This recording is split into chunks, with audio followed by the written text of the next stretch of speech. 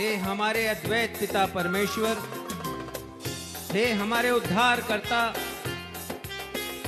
पुनरुत्थान और जीवन के स्वामी, हमारे प्रभु यीशु मसीह, और हे शांतिदायक पवित्र आत्मा, आज की आराधना में हम आपका स्वागत करते हैं और हृदय की गहराइयों से आपको धन्यवाद देते हैं। भजनकार लिखते हैं, हे देश देश के सब लोगों तालियां बजाओ, ऊंचे शब्द से परमेश्वर के लिए जय जयकार करो, क्योंकि परमेश्वर हमारा शरण स्थान और बल है, संकट में अति सहज से मिलने वाला सहायक। चुप हो जाओ और जान लो कि वे ही परमेश्वर हैं। वह जातियों में महान है, वह पृथ्वी भर में महान है। वह सेनाओं का यहोवा है, वो हमारे संग संग है। याकूब का परमेश्वर हमारा ऊंचा गढ़ है।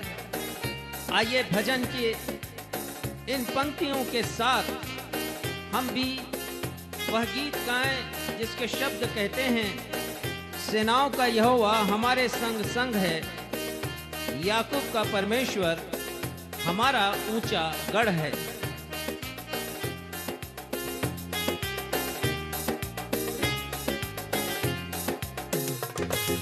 सेनाओं का यहोवा हमारे संग संग है, याकूब का परमेश्वर हमारा ऊंचा गढ़ है। सेनाओं का यहोवा हमारे संग संग है, याकूब का परमेश्वर हमारा ऊंचा गढ़ है। जिसने आकाश बनाया, जिसने पृथ्वी बनाई, जिसने आकाश बनाया, जिसने पृथ्वी बनाई, वो सर्वशक्तिमान प्रभु है। वो यहोवा हमारे संग संग है, वो सर्वशक्तिमान प्रभु है। वो यहोवा हमारे संग संग है। सेनाओं का यहोवा हमारे संग संग है, याकूब का परमेश्वर हमारा ऊंचा गढ़ है। सेनाओं का यहोवा हमारे संग संग है, याकूब का परमेश्वर हमारा ऊंचा गढ़ है।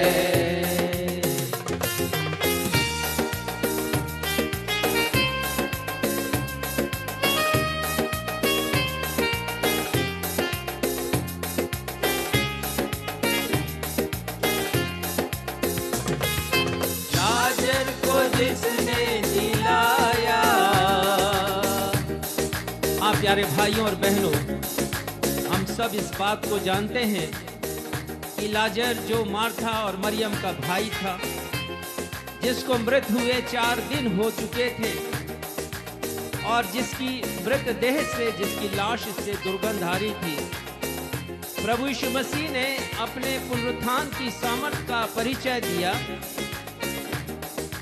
और उससे कहा, हे लाजर बाहर आ जा। और हम पढ़ते हैं कि लाजर जीवित अवस्था में बाहर आ गया। तो वही प्रभु यीशु मसीह, उनके सामर्थ्य के बारे में आज हम विचार करेंगे, जिसने लाजर को जीवन दान दिया। फिर से गाएं हम इसे।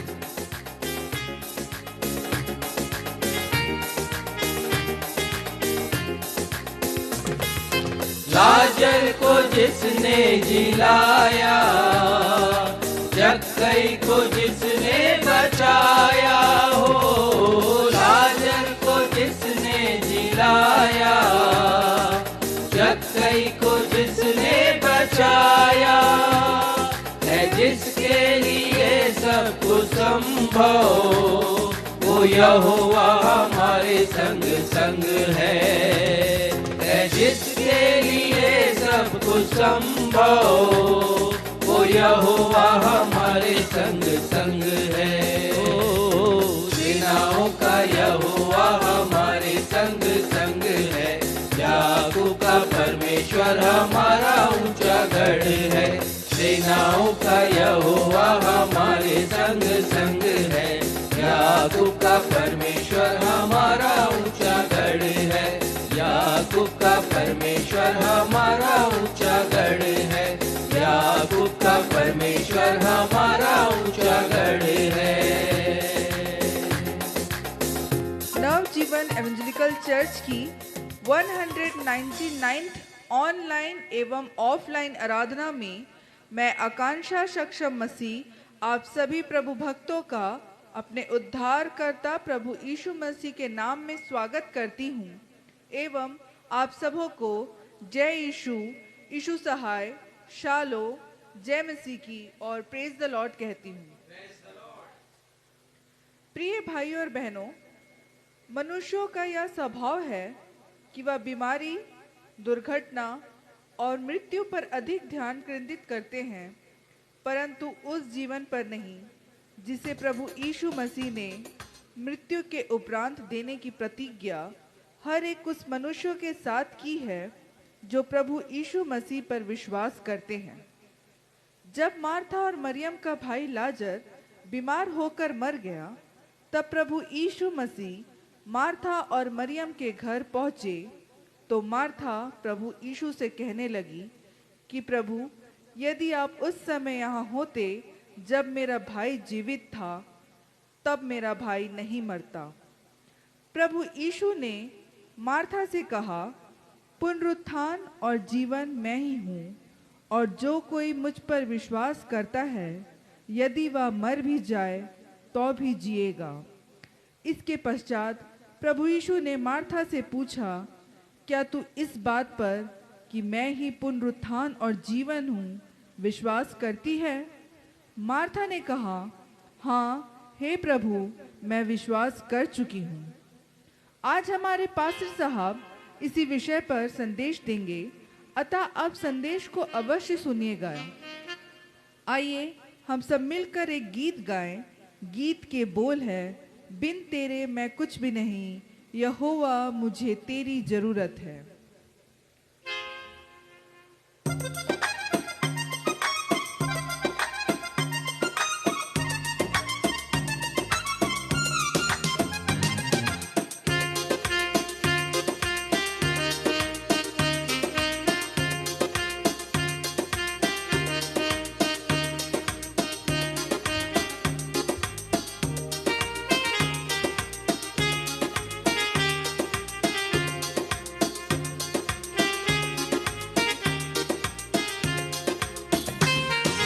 बिन तेरे मैं कुछ भी नहीं, बिन तेरे मैं कुछ भी नहीं, यहोवा मुझे तेरी जरूरत है। यहोवा मुझे तेरी जरूरत है। प्यार तू करता इतना, प्यार तू करता इतना, अपने हाथों में खुद ही मेरी सूरत है। यहोवा मुझे तेरी जरूरत है। यहोवा मुझे तेरी जरूरत है।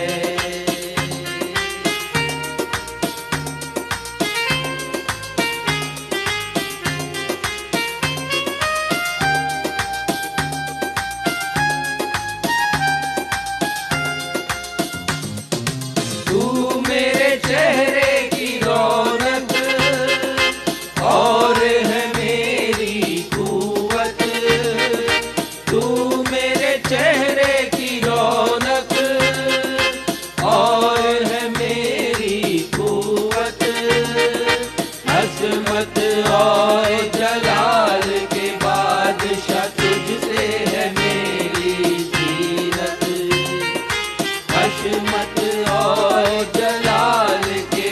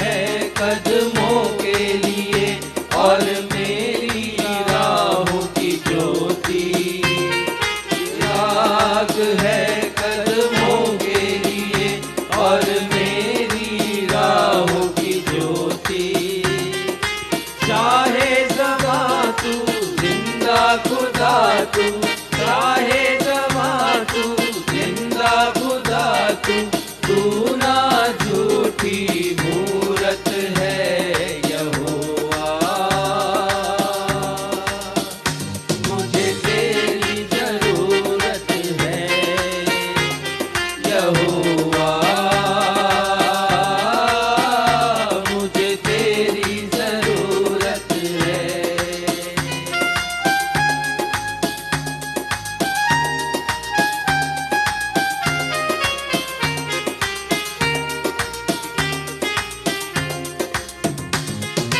आसमां तूने बनाया, समंदर की हद ठहराई। आसमां तूने बनाया, समंदर की हद ठहराई। चरिंद परिंद पहाड़ दरिया और फूलों से धरती सजाई। चरिंद परिंद पहाड़ दरिया और फूलों से धरती सजाई।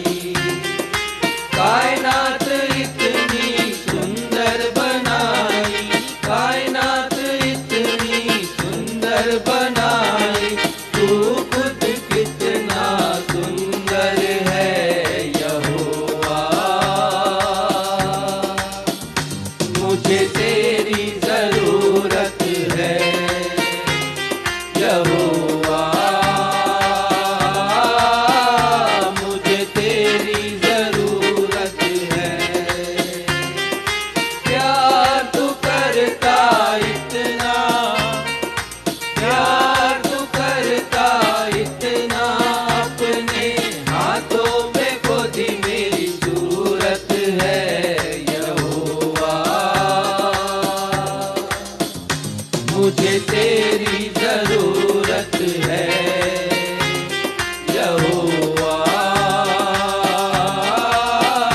मुझे तेरी जरूरत है, मुझे तेरी जरूरत है, मुझे तेरी जरूरत है।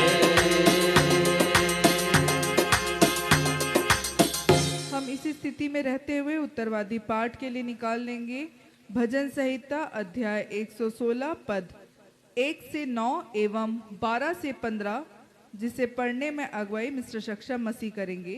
भजन संहिता अध्याय 116 पद 1 से 9 एवं 12 से 15।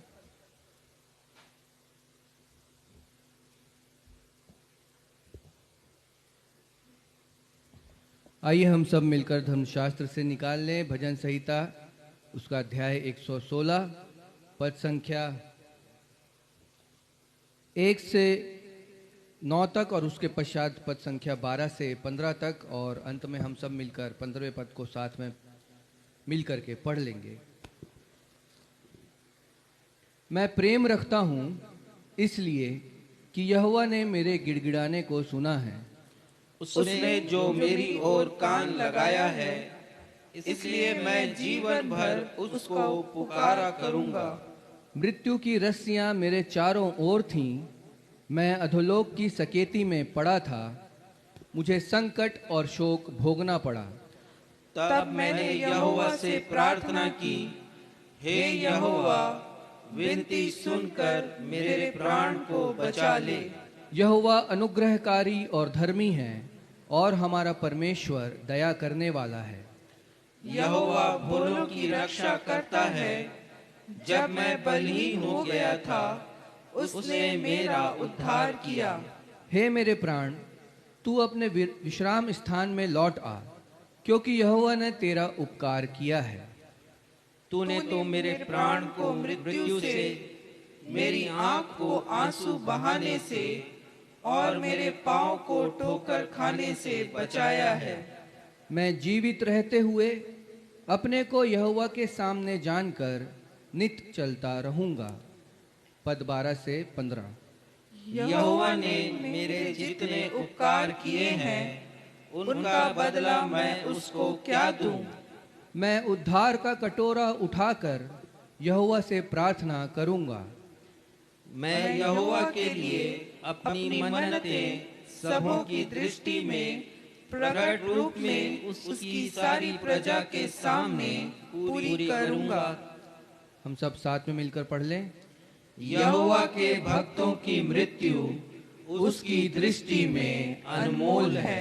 यह सत्य और जीवित परमेश्वर का सत्य और जीवित वचन है। परमेश्वर पिता अपने इस वचन के पढ़े जाने, सुने जाने और समझे जाने पर हम में से हर एक को अपनी बहुतायत की आशीषों से परिपूर्ण करें। हम सब कहें आमीन। आमीन। अब हमारे पास्टर साहब को अवसर होगा जब वे हमें कलीसियाई सूचनाओं से अवगत कराएंगे। सूचनाओं के पश्चात वे हम सभी के लिए मध्यस्थता की प्रार्थना करेंगे। यदि आपके पास कोई प्रार्थना अनुरोध है तो उसे फेसबुक के कमेंट बॉक्स पर लिखकर हमें भेज दीजिए। हम आपके लिए प्रार्थना करेंगे।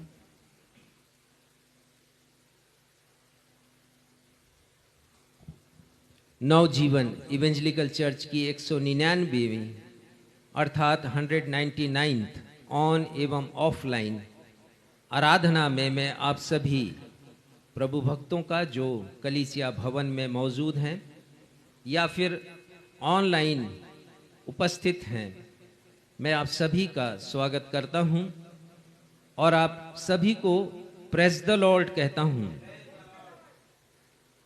सूचनाएं इस प्रकार से हैं। आगामी रविवार की आराधना विशेष आराधना होगी, क्योंकि परमेश्वर पिता की कृपा से हमारी यह आराधना ऑनलाइन पर 200वीं आराधना होगी, यानी डबल सेंचुरी।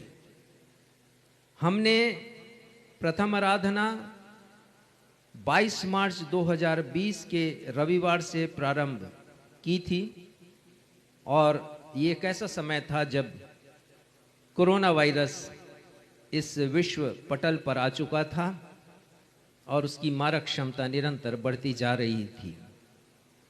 लॉकडाउन लगाया जा चुका था और आदेश था कि कलीसियाएं बंद की जाएं, लेकिन परमेश्वर ने हमारे लिए सुलभ किया कि हम ऑनलाइन सेवा के द्वारा आप तक पहुंच सकें। तो 22 मार्च 2020 के रविवार से प्रारंभ हुई यह आराधना आज तक निर्बाध रूप से सतत प्रसारित की जा रही है। फेसबुक पर ऑनलाइन रविवारी आराधना पब्लिक मोड पर आधारित होती है। इसका मतलब यह है कि संसार का कोई भी व्यक्ति हमारी इस आराधना को देख सकता है। आवश्यक नहीं है कि वो मेरा फेसबुक फ्रेंड ही हो। साथ ही जो आराधना प्रसारित की जाती है उसका वीडियो YouTube पर उपलब्ध है। उस वीडियो को हम व्हाट्सएप पर और मैसेंजर पर अनेक दर्शकों को भेजते हैं प्रति सप्ताह, और इसके द्वारा हजारों दर्शक आत्मिक रूप से लाभान्वित हो रहे हैं। इसके साथ ही हमारे अनेक दर्शक हमारी रविवारी आराधना के वीडियो को अनेक ग्रुप्स में शेयर भी करते हैं, जिसका परिणाम ये हो रहा है कि इन 2 वर्षों में 2021, 21-22 और 22-23 बल्कि तीसरा वर्ष है आने वाला हो चुका है, हमारे अनेक दर्शक अपने आत्मिक जीवन में उन्नति और नई दिशा प्राप्त कर रहे हैं। मैं आप सभी से अनुरोध करता हूं कि आप प्रभु यीशु मसीह के राज्य के विस्तार के लिए वीडियोस को अधिक से अधिक देखें, मनन करें, संदेश के ऊपर गीतों को सीखें, गाएं और वीडियोस को शेयर करें। साथ ही साथ हमारे इस प्रसारण के विषय में उन अनभिज्ञ लोगों को भी बताएं जिन्हें पता नहीं है कि ऑनलाइन मिनिस्ट्री के द्वारा रविवारी आराधना चलाई जाती है। खासकर वे लोग जो कि रविवारी कलीसियाई आराधना से वंचित हैं, ताकि हम अनेक लोगों के पास परमेश्वर के सुसंदेश को लेकर पहुंच सकें। आगामी महीने में अर्थात मई महीने में 2 महत्वपूर्ण तिथियां हैं। मैं चाहता हूं कि आप इसे नोट कर लें। 18 मई को स्वर्गारोहण दिवस है और 28 मई को पवित्र आत्मा का पदार्पण या पेंटिकोस्ट का दिन है। 18 मई चूंकि गुरुवार को पड़ रहा है, इसलिए उसकी आराधना 21 मई को होगी, स्वर्गारोहण की आराधना, और उसी दिन प्रभु के मेज की सहभागिता भी आप सभी को प्रदान की जाएगी। इसके साथ ही साथ उसके आने वाला जो रविवार होगा अर्थात 28 मई, वो पेंटिकोस्ट संडे के रूप में हम सब मनाएंगे। परमेश्वर को धन्यवाद देंगे उन सारे उपकारों के लिए जो परमेश्वर पिता ने हम पर किए हैं। प्रार्थना अनुरोध इस प्रकार से है। हम धन्यवाद देते हैं अपने भाई मानसाय को, क्षमा करेंगे, हम उनके लिए प्रार्थना करते हैं, भाई मानसाय के लिए, कि परमेश्वर पिता की कृपा उनके ऊपर हो, नशे से मुक्ति उन्हें मिल सके और परिवार में शांति आ सके। हम भाई राम और वेद राम, इन दोनों भाइयों के लिए प्रार्थना करते हैं। ये दोनों दुष्टात्मा से पीड़ित हैं, परमेश्वर पिता की कृपा हो और प्रभु यीशु मसीह की सामर्थ से इन्हें छुटकारा मिल सके। हम प्रार्थना करते हैं राधिका के लिए, प्रभु के अनुग्रह से उनके आत्मिक ज्ञान में वृद्धि हो और वो प्रभु यीशु मसीह में आगे बढ़ सके।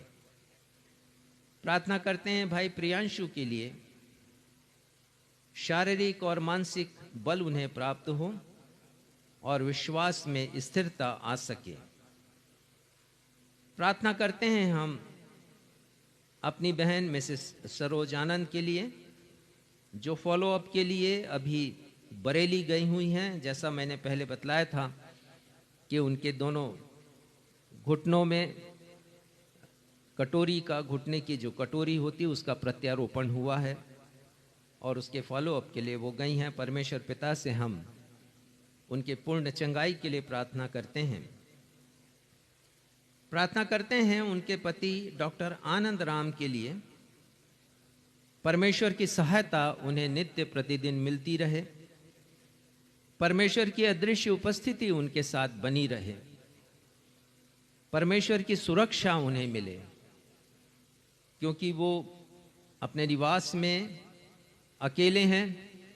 परमेश्वर पिता की सामर्थ उनके जीवन में दिखाई दे। तो आइए हम इन सारी बातों को अपने उद्धारकर्ता पर प्रभु यीशु मसीह के नाम में अपने पिता परमेश्वर के सिंहासन के समक्ष रखें। ये हमारे पिता, हम धन्यवाद के साथ आपके समक्ष उपस्थित हैं आपकी महान कृपा के लिए जो हम पर और हमारी कलीसिया के ऊपर हुई है। पिता, अभी तक हमने 199 ब्रॉडकास्ट किए हैं और इन सारे प्रसारणों के द्वारा हम अनगिनत लोगों तक पहुंचे हैं। अनगिनत लोग आशीषित हुए हैं पिता, गीतों के गाए जाने से, वचन के पढ़ने से, प्रार्थनाओं से और वचन के प्रचार से। हम धन्यवाद देते हैं कि हमने जो प्रार्थनाएं की हैं आपने उसे सुना है। अनेक लोगों की आवश्यकताओं की पूर्ति हुई है। अनेक लोग जो बीमार थे, असाध्य बीमारी से पीड़ित थे, उन्हें चंगाई मिली है और ये सब आपकी कृपा हुई है। हम धन्यवाद देते हैं पिता कि ना सिर्फ लोगों को शारीरिक चंगाई मिली परंतु आत्मिक चंगाई भी मिली है। लोगों ने यीशु मसीह को जाना है, उनको बहुत करीबी से जाना है। अनेक लोगों ने प्रभु यीशु मसीह को ग्रहण किया है, उन्हें अपने जीवन का मुक्तिदाता और स्वामी कहकर स्वीकार किया है। बहुत से लोगों ने पश्चाताप किया है, अपने पापों की क्षमा पाई है। इन सारे उपकारों के लिए पिता जो इस रविवारी आराधना के द्वारा संभव हो सका, हम आपको धन्यवाद देते हैं। प्रार्थना करते हैं कि आने वाला रविवार, जबकि हम सभी के लिए एक विशेष रविवार होगा, कि हम धन्यवादी पर्व मना सकें। 200वें ब्रॉडकास्ट के लिए जो ऑनलाइन पर हम करते आ रहे हैं, इतनी लंबी यात्रा में आज तक आप हमारे साथ रहे। 22 मार्च 2020 से लेकर हमारे उपकरण इतने सक्षम नहीं हैं, पर जैसे भी हैं पिता, हमने इसे कोई कारण नहीं बनाया कि हम आपकी आराधना नहीं कर सकते। हमने इसे कारण नहीं बनाया कि हम उच्च गुणवत्ता का प्रसारण नहीं कर सकते, परंतु जो कुछ हमारे पास है, हमने उसके द्वारा आपकी सेवकाई को पूरा किया है। और पिता, हम प्रसन्न हैं इसलिए क्योंकि आप हमारी इस योजना के द्वारा प्रसन्न हैं, और इसका परिणाम यह है कि अनेक लोगों को आशीषें मिली हैं। अनेक लोग पिता आपके वचन के ज्ञान में आगे बढ़े हैं। इनमें वे लोग भी शामिल हैं जो ऐसे स्थानों पर रहते हैं जहां कलीसिया नहीं है, ग्रामीण क्षेत्रों के लोग। ऐसे लोग शामिल हैं जो ज्यादा पढ़े लिखे नहीं हैं। बहुत से लोग तो निरक्षर हैं, पर जब ये प्रसारण होता है तो इस प्रसारण को वो देखते हैं और सुनते हैं, और जो कुछ सुनते हैं पिता, उनके मन में पवित्र आत्मा के द्वारा समा जाता है। पिता, इस बड़ी कृपा के लिए, इस बड़े उपकार के लिए हम आपको हृदय की गहराइयों से धन्यवाद देते हैं। प्रार्थना करते हैं पिता, आने वाला रविवार हमारे लिए भी आशीष का कारण बने। न सिर्फ लोगों ने आशीषें पाई हैं आज तक, लेकिन हम भी आशीषित हुए हैं, और उसके लिए हम आपको हृदय से धन्यवाद देते हैं। हमारे भी जीवन में परिवर्तन आया, हमारी सोच में, विचारों में निरंतर परिवर्तन होता आया है। ये आपकी कृपा है पिता। हमारी प्रार्थना है पिता उन सारे लोगों के लिए जिनके नाम अभी पढ़े गए, उनके ऊपर दया कीजिए। जिसकी जो आवश्यकता है पिता, उस आवश्यकता को आप पूरा कीजिए। नाम बनाम आप सभी की सुधि लेते हैं। इसके पहले कि मैं लिखूं या कोई मुझे प्रार्थना अनुरोध भेजे, आप पहले से जानते हैं। आप चाहते हैं पिता कि जो कुछ हम मांगे विश्वास से मांगे, इस विश्वास के साथ कि आप हमारी विनतियों को सुनेंगे, और उसी विश्वास के मद्देनजर हम इन सारी विनतियों को अपने उद्धारकर्ता प्रभु यीशु के नाम में आपके सिंहासन के समक्ष रखते हैं। प्रार्थना करते हैं कि ये हर एक निवेदन खुशबूदायक सुगंध के रूप में आपके समक्ष ग्रहण की जाए, और पिता हम धन्यवाद दे सकें आने वाले समय में आपके उपकार के लिए जो आप हम पर करते हैं, उन सारे लोगों पर करते हैं जिन्होंने अपने निवेदन हमारे पास भेजे हैं। धन्यवाद के साथ अपनी इस प्रार्थना को अपने मुक्तिदाता प्रभु यीशु मसीह जो पुनरुत्थान है और जीवन है, उनके नाम से मांग लेते हैं। सुनिए और ग्रहण कीजिए। कलीसिया कहे आमीन। प्रभु की प्रार्थना कहेंगे। हे हमारे पिता, आप जो स्वर्ग में हैं, आपका नाम पवित्र माना जाए, आपका राज्य आए, आपकी इच्छा जैसे स्वर्ग में पूरी होती है वैसे ही इस पृथ्वी पर भी पूरी हो। हमारे दिन भर की रोटी आज हमें दीजिए, और जिस प्रकार हमने अपने अपराधियों को क्षमा किया, उसी प्रकार आप हमारे अपराधों को क्षमा कीजिए। हमें परीक्षा में नहीं लाइए, बल्कि बुराई से बचाइए, क्योंकि राज्य, पराक्रम और महिमा सदा आपके हैं। आमीन।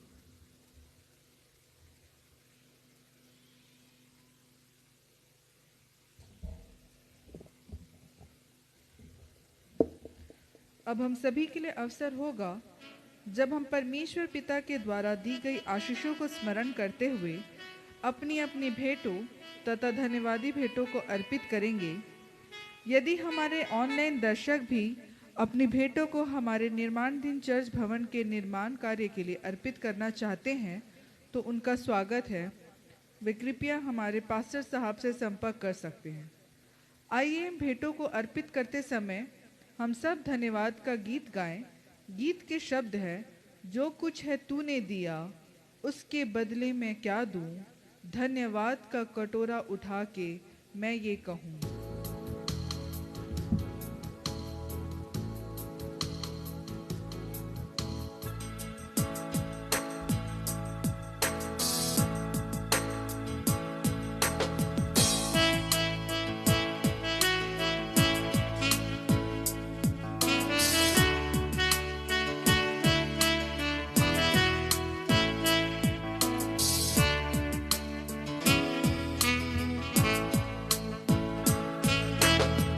जो कुछ है तूने दिया उसके बदले मैं क्या दूं, जो कुछ है तूने किया उसके बदले मैं क्या कहूँ। धन्यवाद का कटोरा उठा के मैं ये कहूँ, धन्यवाद का कटोरा उठा के मैं ये कहूँ। पिता धन्यवाद, यीशु धन्यवाद, धन्यवाद आत्मा धन्यवाद, धन्यवाद यीशु धन्यवाद, धन्यवाद आत्मा धन्यवाद।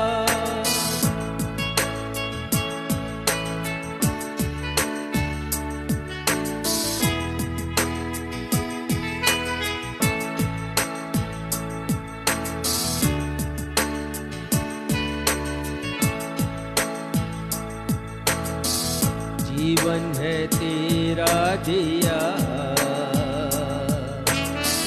जो कुछ है मेरा सब तूने दिया।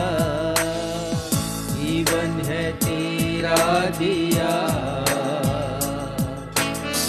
जो कुछ है मेरा सब तूने दिया। धन्यवाद का कटोरा मैं ये कहूँ, धन्यवाद का कटोरा उठा के मैं ये कहूँ।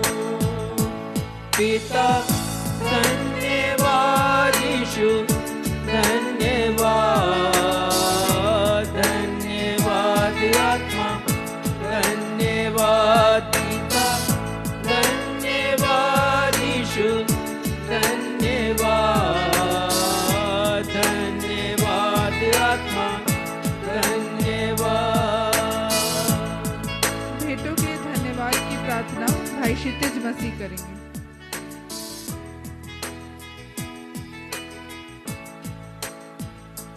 आइए इन भेंटों को प्रभु परमेश्वर के चरणों में अर्पित करेंगे। हम सभी प्रार्थना में जाएंगे। महान जीवित अनुग्रहकारी पिता परमेश्वर, आराधना के इस समय आपके चरणों की निकटता में आते हैं।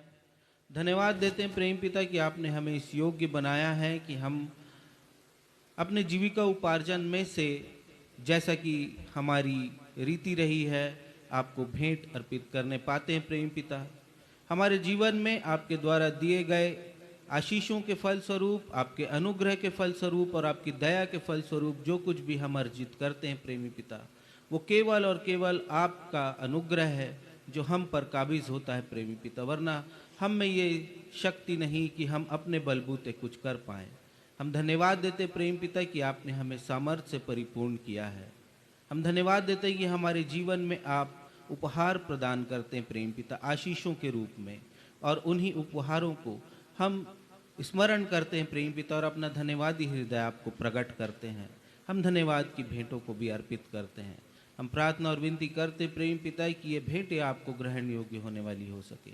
जिन्होंने अपनी कमी और घटी में से आपको स्मरण किया है प्रेम पिता, वे आपके द्वारा आशीषित और फलवंत होने पाए, उनके कामों पर बरकत मिलने पाए प्रेम पिता। प्रार्थना और विनती करते जिन लोगों ने धन्यवाद मन प्रकट किया है प्रेम पिता, वे आपके द्वारा और भी आशीषित होने पाए, उनके जीवन में और भी आशीषित छलकने पाए प्रेम पिता, ताकि उनकी आशीषों को देख करके हर एक आपके नाम की महिमा करने वाला हो सके। इन भेंटों को छूइए और अपने नाम के लिए इस्तेमाल में लाइए प्रेम पिता। हम जानते हैं कि मुट्ठी भर भेंटों को आप बड़ी आशीषों में तब्दील करने वाले ईश्वर हैं, इसलिए कलीसिया द्वारा संचालित किए जा रहे हर एक कार्यों को इन भेंटों के माध्यम से परिपूर्ण कीजिए प्रेम पिता। बाकी की आराधना में आपकी अगुवाई और अनुग्रह चाहते हैं और अपने उद्धारकर्ता प्रभु यीशु के मधुर और मीठे नाम से इस विनती को मांग लेते हैं, आमीन।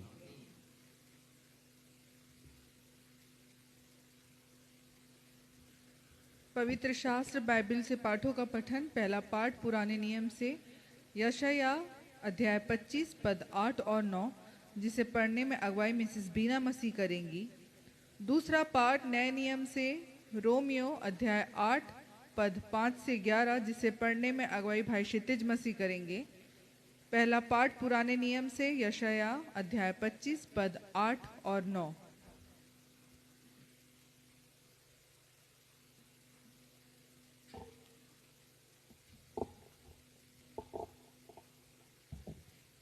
आप सबों को प्रभु यीशु मसीह के मधुर नाम में जय मसीह की।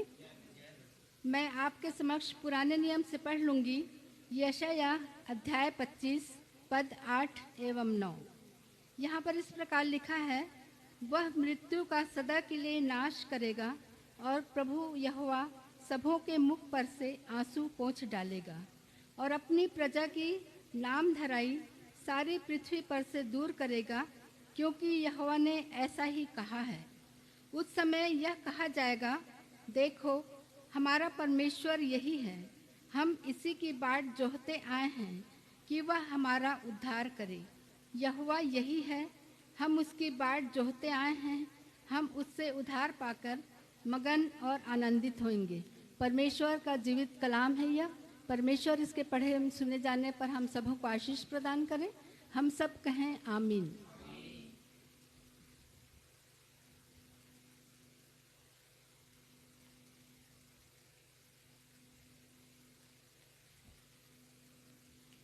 पवित्र शास्त्र बाइबल से पढ़े जाने वाले दूसरे पाठ के लिए हम निकाल लेंगे नए नियम से रोमियो की पत्री अध्याय 8 पद 5 से 11। रोमियो 8 पद 5 से 11 और वचन में यहाँ यूं लिखा है, क्योंकि शारीरिक व्यक्ति शरीर की बातों पर मन लगाते हैं, परंतु आध्यात्मिक आत्मा की बातों पर मन लगाते हैं। शरीर पर मन लगाना तो मृत्यु है, परंतु आत्मा पर मन लगाना जीवन और शांति है। क्योंकि शरीर पर मन लगाना तो परमेश्वर से बैर रखना है, क्योंकि ना तो परमेश्वर की व्यवस्था के अधीन है और ना हो सकता है। और जो शारीरिक दशा में हैं, वे परमेश्वर को प्रसन्न नहीं कर सकते। परंतु जबकि परमेश्वर का आत्मा तुम में बसता है, तो तुम शारीरिक दशा में नहीं परंतु आत्मिक दशा में हो। यदि किसी में मसीह का आत्मा नहीं, तो वह उसका जन नहीं। यदि मसीह तुम में है, तो देह पाप के कारण मरी हुई है, परंतु आत्मा धर्म के कारण जीवित है। यदि उसी का आत्मा जिसने यीशु को मरे हुओं में से जिलाया तुम में बसा हुआ है, तो जिसने मसीह को मरे हुओं में से जिलाया, वह तुम्हारी नश्वर देहों को भी अपने आत्मा के द्वारा जो तुम में बसा है जिलाएगा। यह जीवते परमेश्वर का जीवित कलाम है। परमेश्वर पिता इसके पढ़े सुने और समझे जाने पर हम में से हर एक को अगुवाई और आशीष प्रदान करें। हम सब कहें आमीन। सुसमाचार पाठ के लिए हम निकाल लेंगे यूहन्ना रचित सुसमाचार अध्याय 11 पद 1 से 5 एवं 21 से 27, जिसे पढ़ने में अगुवाई रेवरेंड राजेश मसीह करेंगे। यूहन्ना रचित सुसमाचार अध्याय 11 पद 1 से 5 एवं 21 से 27।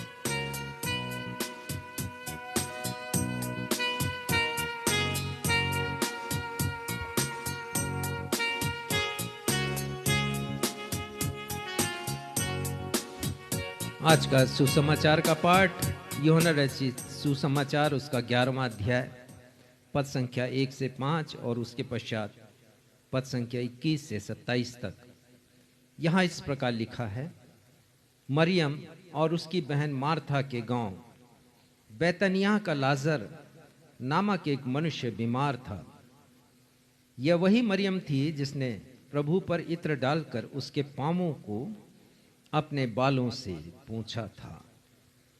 इसी का भाई लाजर बीमार था, अतः उसकी बहनों ने उसे कहला भेजा, हे प्रभु, देख, जिससे तू प्रीति रखता है वह बीमार है।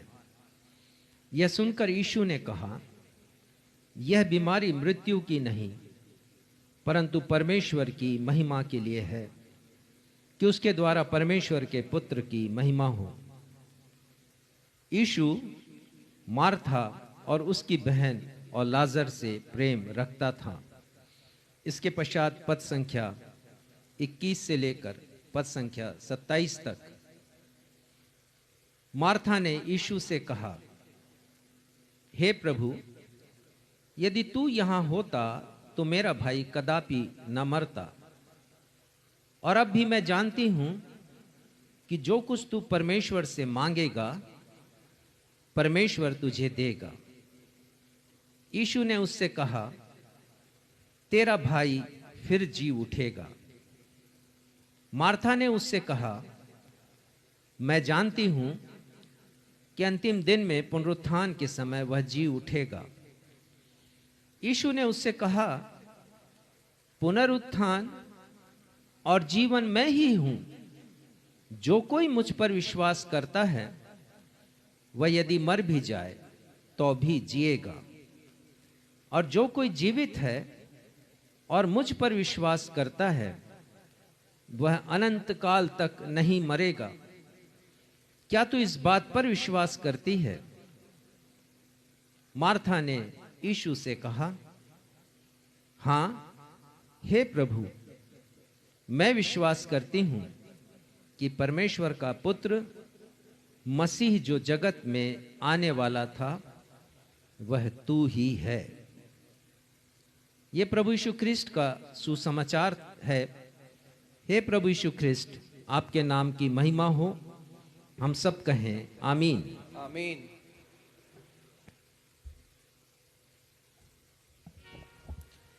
अब हम सभी के लिए सुनहरा समय होगा जब हम अपने परमेश्वर पिता के जीवित वचन से आज के संदेश वाहक प्रभु के दास रेवरेंड राजेश मसीह के द्वारा एक प्रेरणादायक, अर्थपूर्ण तथा प्रभावशाली संदेश सुन लेंगे। संदेश का विषय है, प्रभु यीशु मसीह मृत्युंजयी है, इसलिए वे ही पुनरुत्थान और जीवन हैं।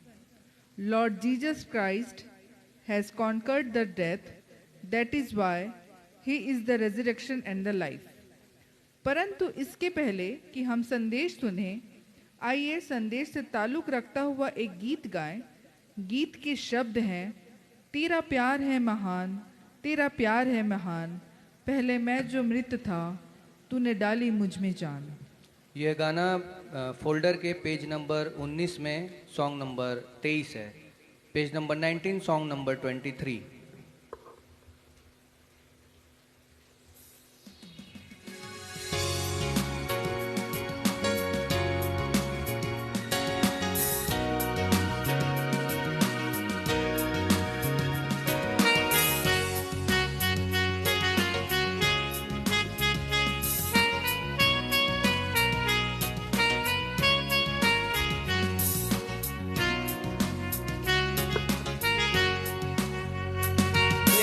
प्यार है महान, तेरा प्यार है महान, मैं जो पहले मृत था तूने डाली मुझ में जान। तेरा प्यार है महान, तेरा प्यार है महान, मैं जो पहले मृत था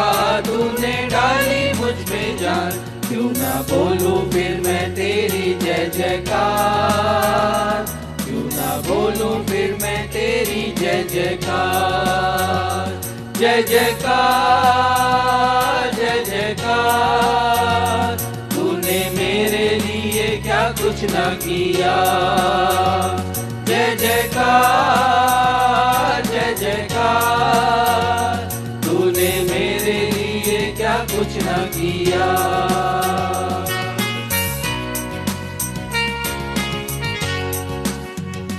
मेरी सूरत बिगड़ी थी, मेरा दिल था खाली, तूने सींचा लहू से ताकि आए हरियाली।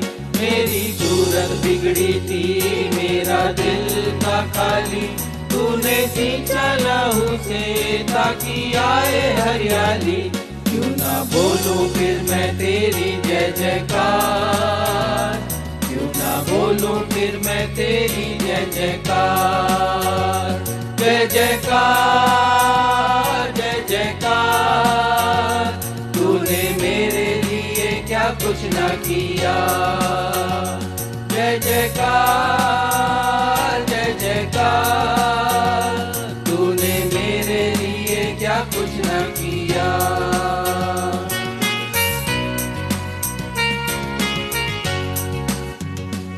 आई जीवन में खुशी, आई अपनी जिंदगी, तू है जिंदा शाफिया, तूने ये है किया। आई जीवन में खुशी, आई अपनी जिंदगी, तू है जिंदा शाफिया, तूने ये है किया। क्यों ना बोलूं फिर मैं तेरी जय जयकार, क्यों ना बोलूं फिर मैं तेरी जय जयकार। जय जयकार जय जयकार, तूने मेरे लिए क्या कुछ न किया। जय जयकार जय जयकार, तूने मेरे लिए क्या कुछ न किया।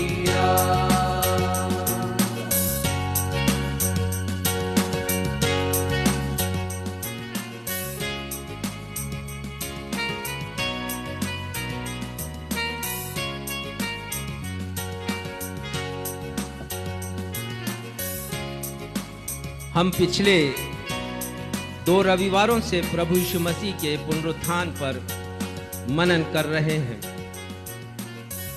प्रभु यीशु मसीह का पुनरुत्थान परमेश्वर पिता के पवित्र शास्त्र, जिसे हम बाइबल कहते हैं, और परमेश्वर पिता की योजना, उसका केंद्रीय हिस्सा है। प्रभु यीशु मसीह का पुनरुत्थान। और किसी ने कहा है कि प्रभु यीशु का पुनरुत्थान एक धुरी है। धुरी का मतलब अक्ष। इसे आप अंग्रेजी में अच्छी तरह समझ पाएंगे। अंग्रेजी में इसको एक्सिस कहते हैं। एक्सिस जो किसी चक्के का केंद्रीय हिस्सा होता है, एक्सल भी जिसको कहते हैं। तो प्रभु यीशु मसीह का पुनरुत्थान एक ऐसी धुरी है, एक ऐसा एक्सिस है जिस पर विश्व इतिहास का पहिया घूमता है। विश्व इतिहास का ये प्रभु यीशु मसीह के पुनरुत्थान की देन है। प्रभु यीशु मसीह ने यदि क्रूस पर अपना बलिदान नहीं किया होता और उसके पश्चात तीसरे दिन यदि वो पुनर्जीवित नहीं होते, उनका पुनरुत्थान नहीं होता, तो हम उन्हें विश्व इतिहास का एक और शहीद मानकर उनकी शहादत पर आंसू बहाते होते। यदि प्रभु यीशु मसीह जीवित नहीं हुए होते तो हम अन्य लोगों के समान उनकी कब्र पर अगरबत्तियां, मोमबत्तियां जलाते होते और प्रतिवर्ष हम तीर्थ यात्रा पर जाते। यदि प्रभु यीशु मसीह जीवित नहीं होते तो प्रभु यीशु मसीह स्वयं अपने ईश्वरत्व की सामर्थ्य का प्रगटीकरण उसकी पूरी संपूर्णता में नहीं कर पाते। जरा समझिएगा इसको जो मैं कह रहा हूं।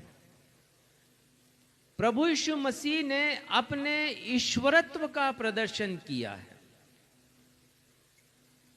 कि मृत्यु की बेड़ियां प्रभु यीशु मसीह को गुलाम करके नहीं रख सकी।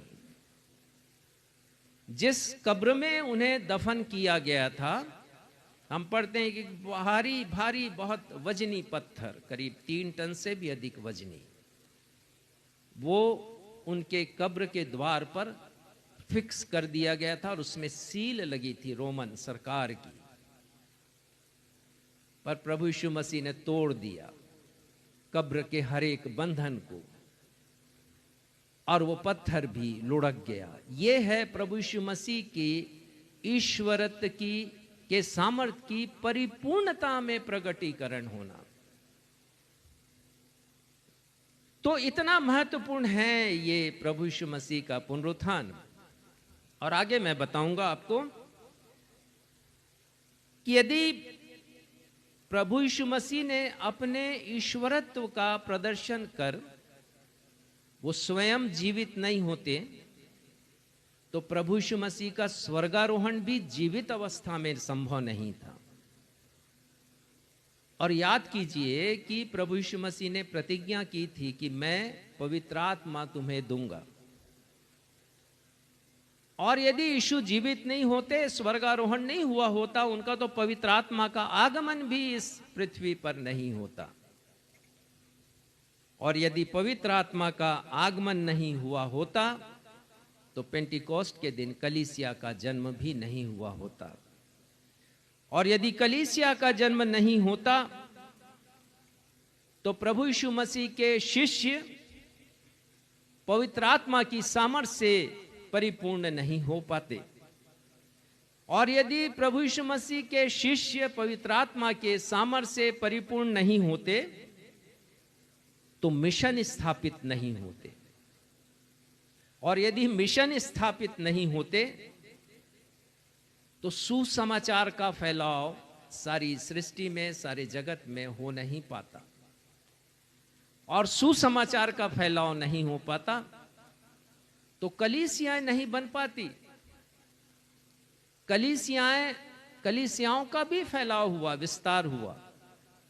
और आज मैं और आप यदि कलीसिया में शामिल हैं या इस समय अपने ऑनलाइन टेलीविजन के सामने हैं या मोबाइल पर हैं, ऑनलाइन सेवा का लाभ उठाते हुए, तो आप भी नहीं बैठे होते।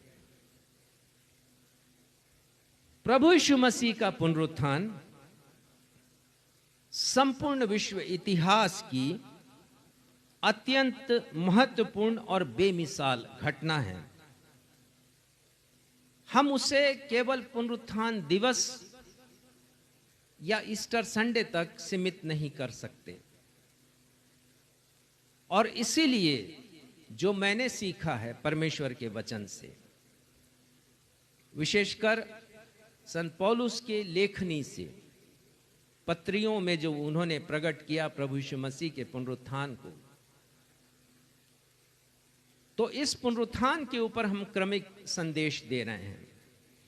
और मैं समझता हूं कि वो कलीसिया बहुत अभागी कलीसिया है और वहां का पास्टर भी अभागा है यदि वो पुनरुत्थान के ऊपर प्रचार नहीं करता। ध्यान दीजिए कि जब प्रभु यीशु मसीह के शिष्यों ने प्रचार का काम शुरू किया तो उनका जो स्पेशल एजेंडा था वो पुनरुत्थान था, यीशु मसीह का रिजरेक्शन था। यहां तक कि पुनरुत्थान को संत पौलुस ने न्यायालय में भी अपनी गवाही के रूप में प्रस्तुत किया। तो एक बहुत बड़ा विषय है, एक महत्वपूर्ण घटना है।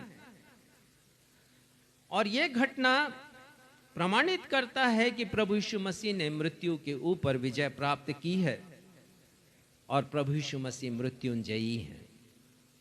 और इसलिए चूंकि प्रभु यीशु मसीह मृत्युंजयी है, आज के संदेश का विषय है, चूंकि प्रभु यीशु मसीह मृत्युंजयी हैं, इसलिए वे ही पुनरुत्थान और वे ही जीवन है। प्रभु यीशु मसीह ने स्वयं कहा कि पुनरुत्थान और जीवन मैं ही हूं। तो प्रभु यीशु मसीह पुनरुत्थान है और प्रभु यीशु मसीह जीवन है। Since Lord Jesus Christ has conquered the death, that is why he is the resurrection and the life. आज के विषय से संबंधित स्थल यूहन्ना रचित सुसमाचार के 11वें अध्याय में हमें पढ़ने के लिए मिलता है, और उसके कुछ अंश को मैंने भी थोड़ी देर पहले पढ़ा भी है। यूहन्ना रचित सुसमाचार का 11वां अध्याय यदि आप देखें तो नए नियम का एक महत्वपूर्ण अध्याय है, बहुत ही इंपॉर्टेंट चैप्टर है। और यदि आपने अभी तक इसे नहीं पढ़ा है तो मैं आपसे कहूंगा कि अवश्य पढ़ें इसे। बहुत सी बातें हम इसमें सीखते हैं, आज भी कुछ बातों को हम सीखेंगे। यूहन्ना रचित सुसमाचार का 11वां अध्याय, इसमें उस लाजवाब बेमिसाल घटना का वर्णन है जिसके द्वारा हम प्रभु यीशु मसीह के उस आश्चर्य कर्म का वर्णन पढ़ने पाते हैं जो चारों सुसमाचारों की एकमात्र अद्भुत घटना है। और वो अद्भुत घटना है 4 दिन के मृतक लाजर को, जिसकी लाश से दुर्गंध आ रही थी, जो सड़ चुकी थी, प्रभु यीशु मसीह ने उसे जीवन प्रदान किया, पुनर्जीवित किया। यह अध्याय यदि कहें तो लेखनी में बहुत ही साधारण है। आप पढ़ते जाएंगे, पढ़ना प्रारंभ करेंगे तो बढ़ते चले जाएंगे, एक के बाद एक वृत्तांत है इसमें। परंतु यदि आप इसके अर्थ में जाएं तो अर्थ में ये भव्य है और बहुत गहराई लिए हुए है। और आज हम इसकी भव्यता को देखेंगे, आज हम इसके गहराई को देखेंगे। इस अध्याय में यदि उत्साह है तो गंभीरता भी है। इस अध्याय में यदि उत्सुकता है तो उदासीनता भी है। इस अध्याय में यदि दुख है तो आनंद भी है। इस अध्याय में यदि आंसू हैं तो मुस्कान भी है।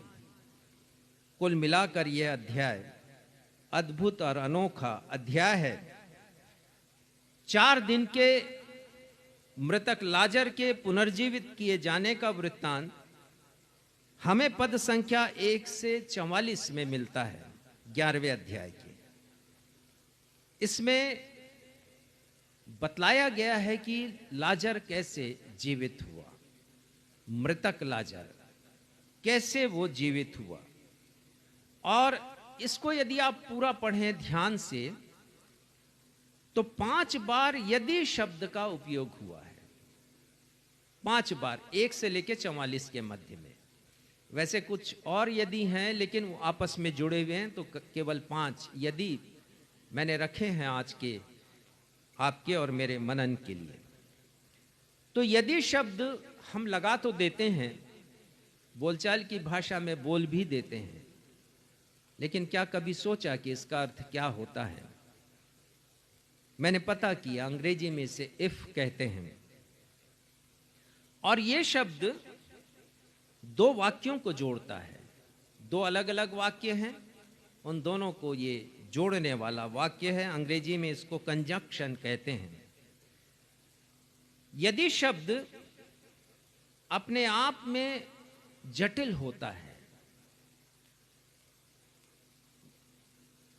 यदि शब्द अपने आप में गहरा अर्थ लिए हुए है, कुछ व्याख्या मैं करूंगा और इसलिए समझा रहा हूं कि आने वाला जो यदि शब्द है उसको आप और अच्छे से समझ सकें। यदि शब्द में हमेशा कोई शर्त होता है, कोई कंडीशन होती है। यदि में कुछ परिस्थिति का वर्णन किया जाता है, कुछ परिस्थितियां बन जाती हैं और हम यदि लगा देते हैं। यदि में कुछ चॉइस होता है, पसंदगी होती है, हम अंतर पैदा करते हैं यदि बोल करके, और उसमें हम अपनी पसंदगी बतलाते हैं। यदि में कोई आश्चर्यजनक बात होती है, यदि शब्द में संदेह भी होता है और यदि शब्द में अनिश्चय की स्थिति भी होती, अर्थात कन्फर्म होता नहीं है कुछ। इस पूरे संदर्भ में अर्थात पद संख्या 1 से 44 यूहन्ना रचित सुसमाचार उसका 11वां अध्याय, इसमें प्रयुक्त 5 यदि से मैं और आप आज अपने आत्मिक जीवन के लिए कुछ पाठ सीखेंगे। 5 पाठ, 5 यदि से 5 पाठ जो भिन्न भिन्न स्थानों पर प्रयुक्त हुए हैं। और परमेश्वर का वचन अद्भुत है। प्रभु यीशु मसीह ने कहा है कि व्यवस्था में से कोई भी बात, कोई भी बिंदु बिना पूरा हुए नहीं रहेगा। इसका मतलब यह है कि हर बिंदु शब्द का, अक्षर का, एक एक बिंदु बहुत महत्वपूर्ण है। वो इसलिए कि ये मनुष्य की मानवीय बुद्धि और समझ से नहीं लिखा गया। हम पढ़ते हैं कि परमेश्वर के भक्तजन उभारे गए पवित्र आत्मा के द्वारा, और उन्होंने इस किताब को लिखा है। तो यदि ये 5 शब्द आए हैं तो मेरे और आपके आत्मिक जीवन पर प्रभाव डालते हैं। आज हम इसके ऊपर विचार करेंगे। पहला यदि, पढ़िएगा पद संख्या 9 और 10। यीशु ने यूहन्ना रचित सुसमाचार 11वां अध्याय पद संख्या 9 और 10। यीशु ने उत्तर दिया, क्या दिन के 12 घंटे नहीं होते? यदि कोई दिन में चले तो ठोकर नहीं खाता, क्योंकि इस जगत का उजाला देखता है। परंतु यदि कोई रात में चले तो ठोकर खाता है, क्योंकि उसमें प्रकाश नहीं। प्रभु यीशु मसीह ने कहा, प्रभु यीशु मसीह कहते हैं कि यदि कोई दिन को चले तो ठोकर नहीं खाता। और वो कहते हैं पद संख्या 10 में, यदि कोई रात को चले तो ठोकर खाता है।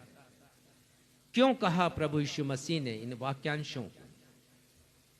खासकर उस समय जबकि उन्हें मालूम है कि उन्हें जीवन दान देना है 4 दिन के मृत लाजर को। उन्हें मालूम है कि उन्हें यहूदिया जाना है अपने शिष्यों के साथ। उन्हें मालूम है कि मार्था और मरियम क्या कहने वाले हैं उनसे। उन्हें मालूम है कि यहूदियों की प्रतिक्रिया क्या होगी उनके प्रति। सब कुछ मालूम है। क्यों कहा उन्होंने ये? और इसके लिए आपको पढ़ना पड़ेगा पद संख्या 7। यहां क्या कहते हैं प्रभु यीशु मसीह, पढ़िए। इसके बाद उसने चेलों से कहा, आओ हम पर यहूदियों को चले। यहूदिया, आओ हम फिर यहूदिया को चले। चले। क्यों कहा प्रभु यीशु मसीह ने? कहां पर हैं प्रभु यीशु मसीह? क्यों उन्होंने कहा है कि हम यहूदिया को चलें? और इसे जानने के लिए आपको पढ़ना पड़ेगा पद संख्या 1, 2 और 3। पढ़िएगा। मरियम और उसकी बहन मार्था के गांव बेतनिया का लाजर नामक एक मनुष्य बीमार था। हाँ, बैतनिया गांव का निवासी लाजर। और ये गांव यहूदिया में आता था। उस समय का जो ज्योग्राफिकल एरिया था उसके अनुसार यहूदिया में आता था। अंग्रेज में जूडिया कहते हैं इसे। हाँ, पढ़िएगा आगे। यह वही मरियम थी जिसने प्रभु पर इत्र डालकर उसके पांव को अपने बालों से पोंछा था। हाँ, ये मरियम बहुत ही विशेष थी। मार्था भी विशेष थी, खास थी यीशु मसीह के लिए। और जिसके बारे में संत यूहन्ना लिख रहे हैं कि जिसने इत्र डालकर प्रभु यीशु मसीह के पांव को अपनी बालों से पोंछा था। प्रभु यीशु मसीह के प्रति समर्पण और भक्ति को उसने प्रकट किया। अब आप सोचिए कि पांव निम्नतम स्थान होता है हमारे शरीर का, और बाल जो सर के होते हैं वो सबसे उच्च स्थान पर होता है। उच्च स्थान आ गया प्रभु यीशु मसीह के चरणों में। कदमों में ये थी भक्ति मरियम की, और उसका भाई लाजर बीमार है। 3 पद पढ़िएगा। अतः उसकी बहनों ने उसे कहला भेजा, हे प्रभु देख, जिससे तू प्रीति रखता है वह बीमार है। हाँ, बहनों ने, मार्था और मरियम ने कहला भेजा है। और बड़ा स्नेह था ये भाई बहनों में, इतना प्यार, और उनका इकलौता भाई वो, और वो भाई बीमार। वैसे भी बहनों का प्यार भाइयों के लिए बहुत ही विशाल होता है। भाई इतना प्रेम नहीं कर पाते अपनी बहनों को जितना बहनें प्रेम करती हैं अपने भाई को। तो उन्होंने संदेश भेजा यीशु मसीह को कि जिससे तू प्रीति रखता है वो बीमार है, आप चले आइए, आप जहां भी हों। और वो संदेश यीशु तक पहुंचाया जाता है। अब प्रश्न हो रहा है कि यीशु उस समय कहां थे, क्योंकि उन्होंने कहा कि हम यहूदिया को चलें। कहां थे यीशु? इस बात को जानने के लिए आपको इसके पहले वाले अध्याय को पढ़ना पड़ेगा। 10वें अध्याय का 40वां पद पढ़िए। फिर वह यरदन के पार उस स्थान पर चला गया जहां यूहन्ना पहले बपतिस्मा अब यहाँ लिखा है कि प्रभु यीशु मसीह वहां पर चले गए थे। यरदन के पार कोई और प्रांत है, उसका नाम नहीं लिखा है, लेकिन जो मेरा ज्ञान है वो कहता है कि पीरिया नामक स्थान पर थे। जैसे यहूदिया एक स्टेट था, प्रांत था, वैसे पीरिया भी एक प्रांत था। और प्रभु यीशु मसीह वहां पर थे। लेकिन प्रभु यीशु मसीह वहां पर आए तो आए क्यों आकर के रुक गए प्रभु यीशु मसीह? ये जानने के लिए अभी आपको पढ़ना पड़ेगा यूहन्ना 11:8 पढ़िएगा जरा। चेलों ने उससे कहा, हे रब्बी, अभी तो यहूदी तुझ पर पथराव करना चाहते थे, और क्या तू फिर भी वहीं जाना चाहता है? हाँ, तो जरा दृश्य को समझिएगा कि मार्था और मरियम ने संदेश भेजा है प्रभु यीशु मसीह को, और संदेश में कहला भेजा है कि तेरा मित्र लाजर जिससे तू प्रीति रखता है वो बीमार है, आप आ जाइए। लिखा होगा, यहां पर संदर्भ में नहीं है।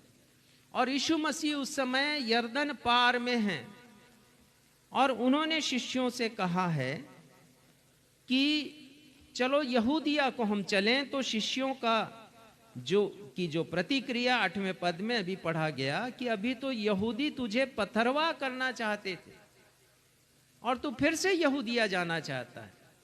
तो क्या हुआ था यहूदिया में कि यीशु मसीह यहूदिया से यरदन के पार चले गए थे? यह भी जानने की आवश्यकता है। और थोमा तो एक कदम और आगे बढ़ जाता है, और थोमा आगे बढ़ करके जो कहता है 16 पद में आया, यहाँ 16वां पद पढ़िएगा। तब थोमा ने, जो दिदुमुस कहलाता है, अपने साथी चेलों से कहा, आओ हम भी उसके साथ मरने को चले। हाँ, अब ये देखिए कि प्रभु यीशु मसीह अपने आप को परमेश्वर का पुत्र कहते। यहूदियों को, खासकर फरीसियों को और महायाजकों को ये बात पसंद नहीं थी, और वो कहते थे कि ये ईश निंदा है, क्योंकि परमेश्वर का कोई पुत्र हो नहीं सकता।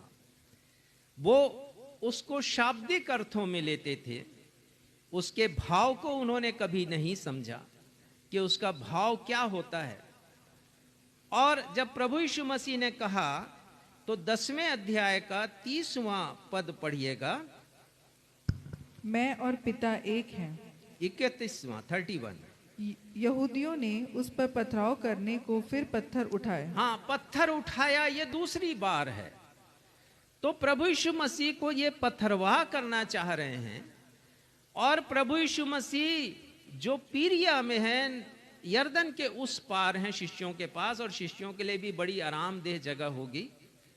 जैसे ही समाचार मिला कि लाजर बीमार है, तो यीशु ने शिष्यों से कहा कि आओ चले यहूदिया, हम बैतनिया जाएंगे। तो शिष्यों की प्रतिक्रिया है, और इसलिए प्रभु यीशु मसीह ने कहा है पद 9 में, यदि कोई दिन को चले तो ठोकर नहीं खाता। आपकी बाइबल में शब्द आया, दिन में चले। तो दिन में चले तो ठोकर नहीं खाता। क्योंकि इस जगत का उजियाला वह देखता है। और आगे लिखा है इसमें 9वें पद में, इस जगत का उजियाला वह देखता है। और हम सुसमाचार में पढ़ते हैं कि प्रभु यीशु मसीह स्वयं उजियाला हैं, और प्रभु यीशु मसीह शिष्यों से कह रहे हैं कि यदि मैं तुम्हारे साथ हूं तो तुम कैसे ठोकर खाओगे, तुम्हें ठोकर नहीं लगेगी यदि मैं तुम्हारे साथ हूं। और हम पढ़ते हैं यूहन्ना 9 उसके 5वें पद में, यहां लिखा है कि जब तक मैं जगत में हूं तब तक जगत की ज्योति हूं। I am the light of the world, मैं जगत की ज्योति हूं। यह प्रभु यीशु मसीह का कथन है, स्टेटमेंट है। जब तक मैं जगत में हूं, इस संसार में यदि मैं हूं और तुम मेरे साथ हो फिजिकली, तो तुम्हें ठोकर नहीं लगेगी। तो प्रभु यीशु मसीह कहना चाह रहे थे कि तुम्हारा अहित नहीं होगा, because I am with you. उजियाला तुम्हारे साथ है। परमेश्वर के वचन में हम पढ़ते हैं कि जो दिन कहा गया है हमेशा वो इशारा करता है परमेश्वर की ओर, परमेश्वर के कार्यों की ओर। और प्रभु यीशु मसीह कहते हैं, एक पद देखिएगा 12 अध्याय का 36वां पद, इसी सुसमाचार का, यूहन्ना 12 उसका 36वां पद पढ़िएगा। जब तक ज्योति तुम्हारे साथ है, ज्योति पर विश्वास करो, क्योंकि तुम ज्योति की संतान बनो। प्रभु यीशु मसीह कहते हैं कि जब तक ज्योति तुम्हारे साथ है, तुम ज्योति अर्थात प्रभु यीशु मसीह पर विश्वास करो। और वो कहते हैं प्रभु यीशु मसीह, बिकॉज तुम ज्योति की संतान हो, तुम ज्योति की संतान, you are children of the light, तुम ज्योति की संतान हो। तो यदि मैं और आप ज्योति की संतान हैं, तो प्रभु यीशु मसीह कहते हैं मुझसे और आपसे कि हम प्रभु यीशु मसीह की ज्योति को फैलाएं। प्रभु यीशु मसीह ने कहा मत्ती 5 और उसके 14वें पद में, you are the light of the world, तुम जगत की ज्योति हो। और यदि यह संदर्भ मिल गया तो इसका 16वां पद पढ़िएगा, मत्ती 5 उसका 16वां पद। उसी प्रकार तुम्हारा उजियाला मनुष्यों के सामने चमके। यह उनका आदेश है, ना सिर्फ उजियाले में चलो ताकि तुम्हें ठोकर ना लगे, आत्मिक जीवन में हम पीछे ना चले जाएं, कहीं हम गिर ना पड़े आत्मिक जीवन में। परंतु दूसरी बात यह है कि उस उजियाले को जो हमें मिला है प्रभु यीशु मसीह से, उन्हें फैलाना है। आगे लिखा है, ताकि स्वर्गीय पिता के नाम की प्रशंसा हो। एक और पद देखिएगा, इफिसियों 5 उसका 8वां पद, इफिसियों 5 उसका 8वां पद। यहां लिखा है कि पढ़िए, क्योंकि तुम तो पहले अंधकार थे, परंतु अब प्रभु में ज्योति हो। यहां प्रकट कर रहा है कि पहले तुम अंधकार थे, और ये अंधकार है शैतान का प्रतीक, ये अंधकार है शैतान के कार्यों का प्रतीक। यदि दिन परमेश्वर का प्रतीक है, तो अंधकार या रात्रि शैतान का प्रतीक है, शैतान के कार्यों का प्रतीक है। और आगे क्या लिखा है, अतः ज्योति की संतान के समान चलो। और यही प्रभु यीशु मसीह चाह रहे हैं कि यदि उजियाला हमारे साथ है, तो ना सिर्फ हम ठोकर खाने से बच सकते हैं, परंतु प्रभु यीशु मसीह की ज्योति को हमें फैलाना है और ज्योति के गुणों को प्रकट करना है। 9वां पद पढ़िएगा। क्योंकि ज्योति का फल सब प्रकार की भलाई और धार्मिकता और सत्य है, और या परखो। हाँ, धार्मिकता सब प्रकार की भलाई है और सत्य है, और भी बहुत से गुण हैं ज्योति के। हम आगे बढ़ेंगे और जानेंगे कि ये जो अंधकार है वो शैतान का कार्य है। प्रभु यीशु मसीह ने कहा, यदि कोई रात को चले तो ठोकर खाता है।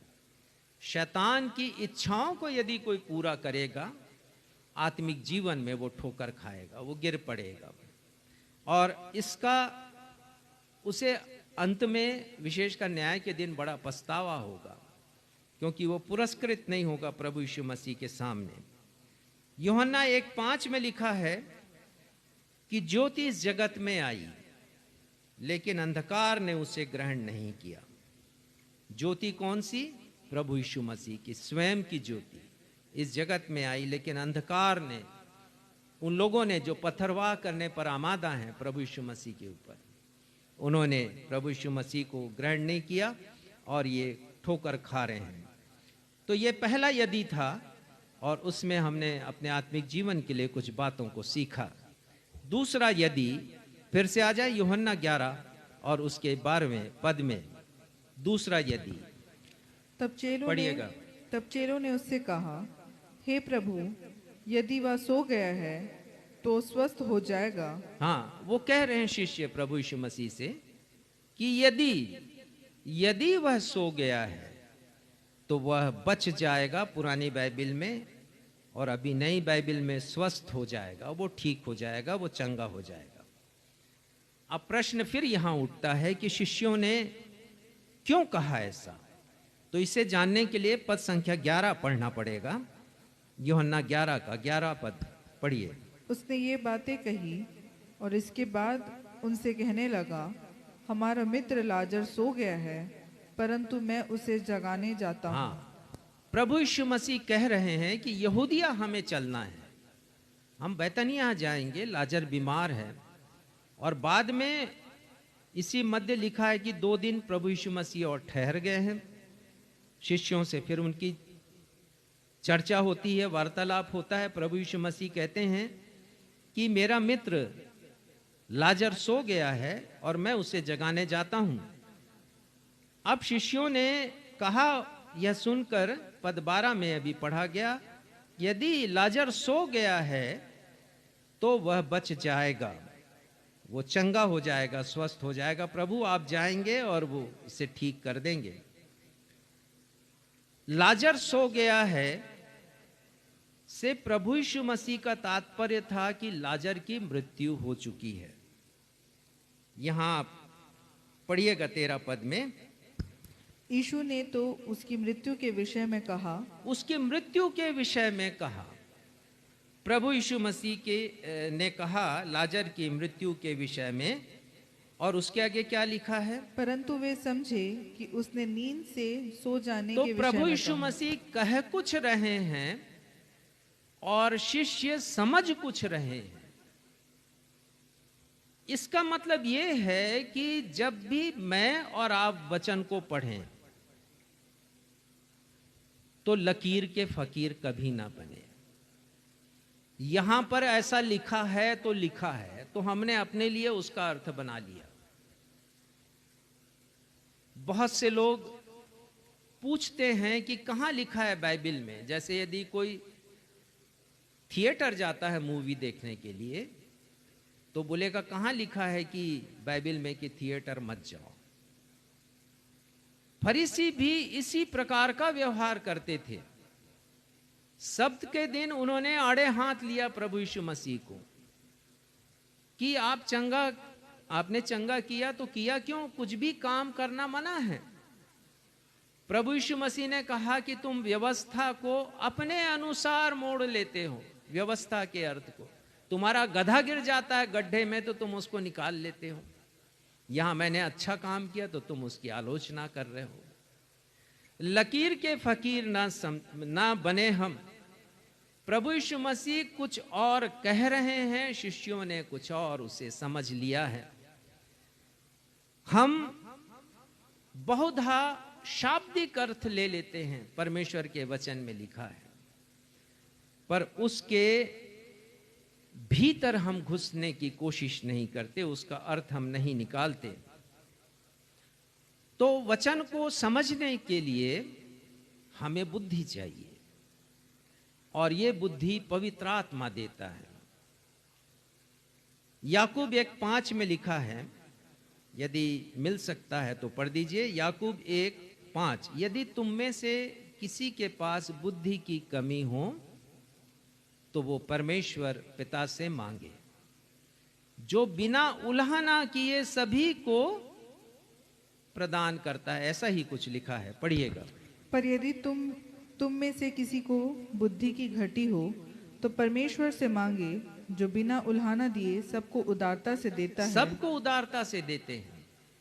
हम समझ सकेंगे यदि मैंने इस अध्याय की गहराइयों को समझा है तो इसलिए क्योंकि मैंने बुद्धि मांगा है परमेश्वर से, पवित्र आत्मा के द्वारा। परमेश्वर पिता बुद्धि प्रदान करते हैं, आपको भी प्रदान करेंगे। तो पहली बात हम इस यदि से समझते हैं, दूसरे नंबर का जो यदि है उससे, कि हम लकीर के फकीर ना बने,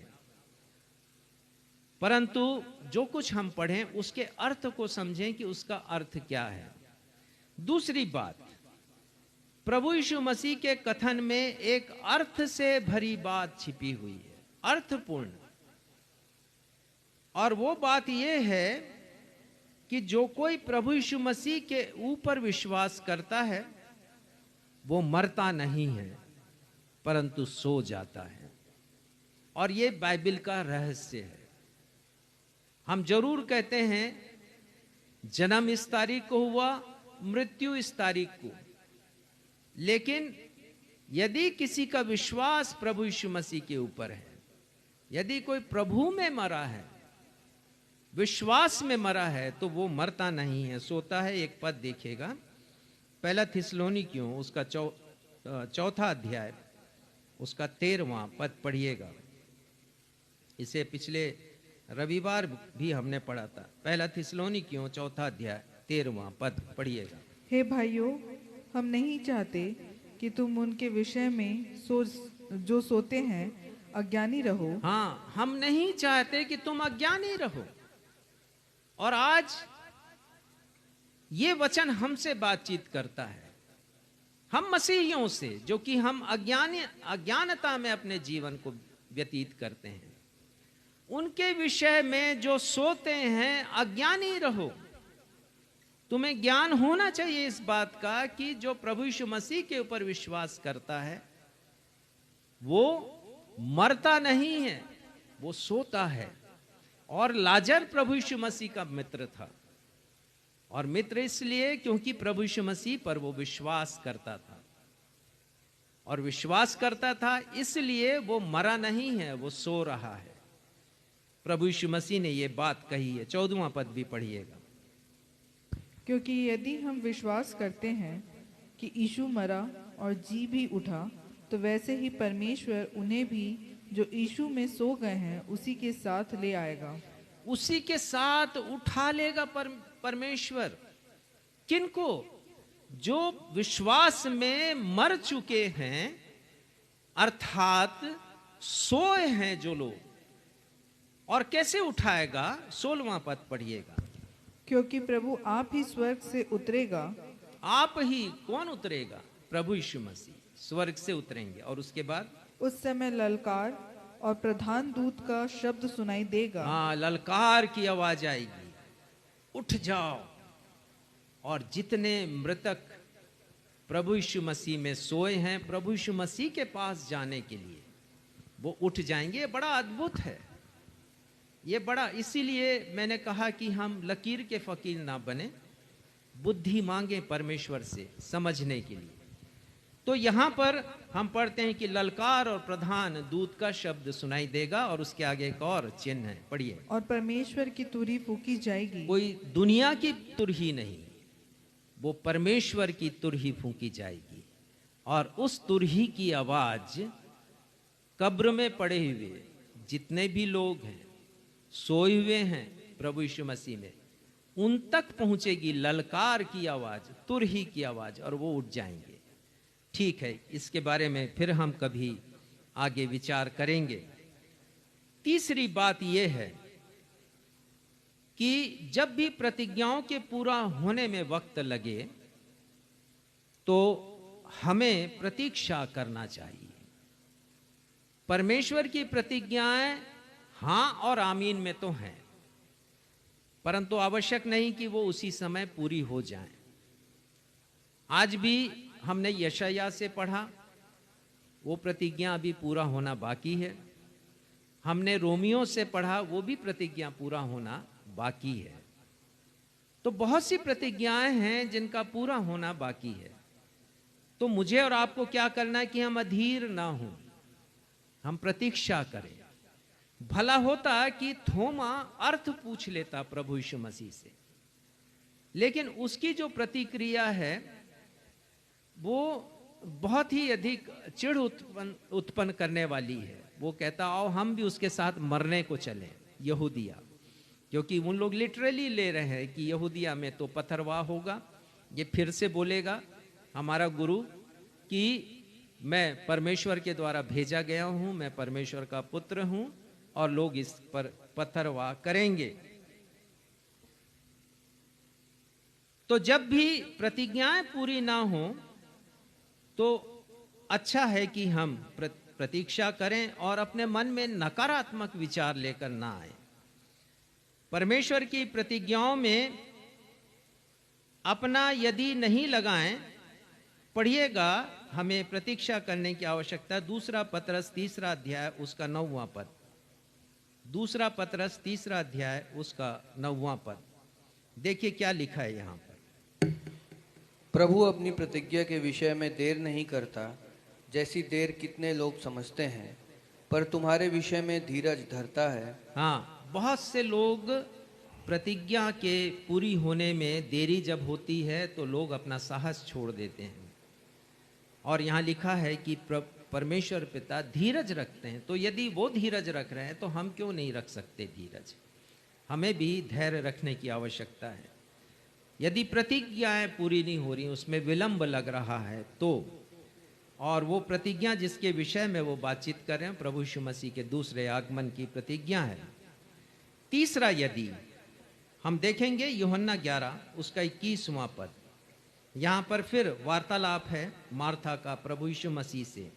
11 अध्याय उसका 21वां पद, यहाँ तीसरा यदि हम देखते हैं। मार्था ने यीशु से कहा, हे प्रभु, यदि तू यहाँ होता तो मेरा भाई कदापि न मरता। हाँ, ये मार्था कह रही कि प्रभु आपको तो यहाँ रहना चाहिए था। वो तो जब बीमार था तभी हमने संदेश भेज दिया, परंतु आप तो रुक गए प्रभु, आपने विलंब किया आने में। यदि आप होते यहाँ पर तो मेरा भाई नहीं मरता। सिर्फ ये नहीं कह रही है, वो कह रही कदापि नहीं मरता, कभी भी नहीं मरता मेरा भाई, यदि आप यहाँ पर होते। और यदि आप इस वाक्यांश को ढूंढें तो 3 लोगों ने कहा है। यहां पर तो मार्था का विवरण हमने पढ़ लिया पद 21 में। पद 32 पढ़िएगा, उसकी बहन मरियम भी यही वाक्य कहती है। 32, जब मरियम वहां पहुंची जहां यीशु था तो उसे देखते ही उसके पांवों पर गिर के कहा, हे प्रभु, यदि तू यहाँ होता तो मेरा भाई ना मरता। हाँ, मरियम भी ये कह रही है। और तो और जो विलाप करने के लिए यहूदी लोग वहां पर आए हुए हैं, वे लोग भी कह रहे हैं। पद 37 पढ़िएगा, 37। परंतु उनमें से कितनों ने कहा, क्या यह जिसने अंधे की आंखें खोली यह भी न कर सका कि यह मनुष्य न मरता? हाँ, ये भी कह रहे हैं कि जिसने बड़े बड़े आश्चर्य कर्म किए, इससे इतना भी नहीं बन पाया कि ये उपस्थित हो जाता जब वो बीमार था, ताकि ये मनुष्य नहीं मरता। तो सभी एक ही प्रकार का वाक्य बोल रहे हैं। और आश्चर्य की बात यह है कि मनुष्यों का जीवन दाता सामने खड़ा है और प्रभु यीशु मसीह को यह सब कुछ सुनना पड़ रहा है। क्यों? क्योंकि लोगों की सोच केवल मृत्यु तक जाती है, मरने तक जाती है लोगों की सोच। लोगों की सोच उससे ऊपर नहीं बढ़ पाती कि जो जिनके ऊपर हमारा विश्वास है वो तो जीवन दाता है। प्रभु यीशु मसीह ने कहा यूहन्ना 10:10 में, मैं बहुतायत का जीवन देने के लिए तुम्हें आया हूं। वो जीवन की बात केवल इसी पृथ्वी लोक की नहीं है, परंतु आने वाले लोक की भी बात है, जो मृत्यु के पश्चात मुझे और आपको मिलने वाली है। तो हमारी सोच बड़ी सीमित हो जाती है। हम मृत्यु की ही बात सोचते रहते हैं, अपने लिए सोचते रहते हैं। मृत्यु के बाद के जीवन का विचार हमारे हृदय में आता नहीं है। एक और संदर्भ देखिएगा, इसी का पहला, दूसरा और तीसरा पद, यूहन्ना रचित सुसमाचार का 11वां अध्याय, पहला, दूसरा और तीसरा पद, और इसे हमने पढ़ लिया, सारांश में देखेंगे। पहले पद में लिखा है, लाजर नामक एक मनुष्य बीमार था। दूसरे पद में लिखा है कि मरियम का भाई लाजर बीमार था। और तीसरे पद में लिखा है कि उसकी बहनों ने यीशु के पास कहला भेजा है कि जिससे तू प्रीति रखता है वो बीमार है। यहां पर जो फोकस किया गया है वो बीमारी के ऊपर फोकस किया गया, बीमार के लिए, कि इसे चंगाई की आवश्यकता है। और आज भी बहुत से लोगों का जो ध्यान है वो स्वयं की बीमारी के ऊपर ही जाता है कि चंगाई कैसे मिले। अच्छी बात है, प्रभु यीशु मसीह चंगाई देते हैं, लेकिन इससे भी बड़ी बात यह है कि प्रभु यीशु मसीह तो जीवन दाता भी हैं। प्रभु यीशु मसीह तो जीवन भी प्रदान करते हैं। क्यों नहीं हमारी नजरें उस जीवन दाता की तरफ जाती, जो इससे बढ़कर के करने वाला हमारी जिंदगी में, हमारी बीमारी से भी ज्यादा, हमारी मृत्यु से भी ज्यादा वो करने वाला है। और हमारी चाहत, हमारी आकांक्षा उस प्रभु यीशु मसीह के ऊपर होनी चाहिए जो जीवन दाता परमेश्वर हैं। यदि बहुत बार ये सवाल हमारे मन में आता है कि यदि परमेश्वर हमसे प्रेम करते हैं, प्रभु यीशु मसीह हमसे प्रीति रखते हैं, तो मैं बीमार क्यों पड़ता हूं, क्यों मृत्यु आती है, क्यों प्रतिज्ञाओं के पूरा होने में विलंब होता है।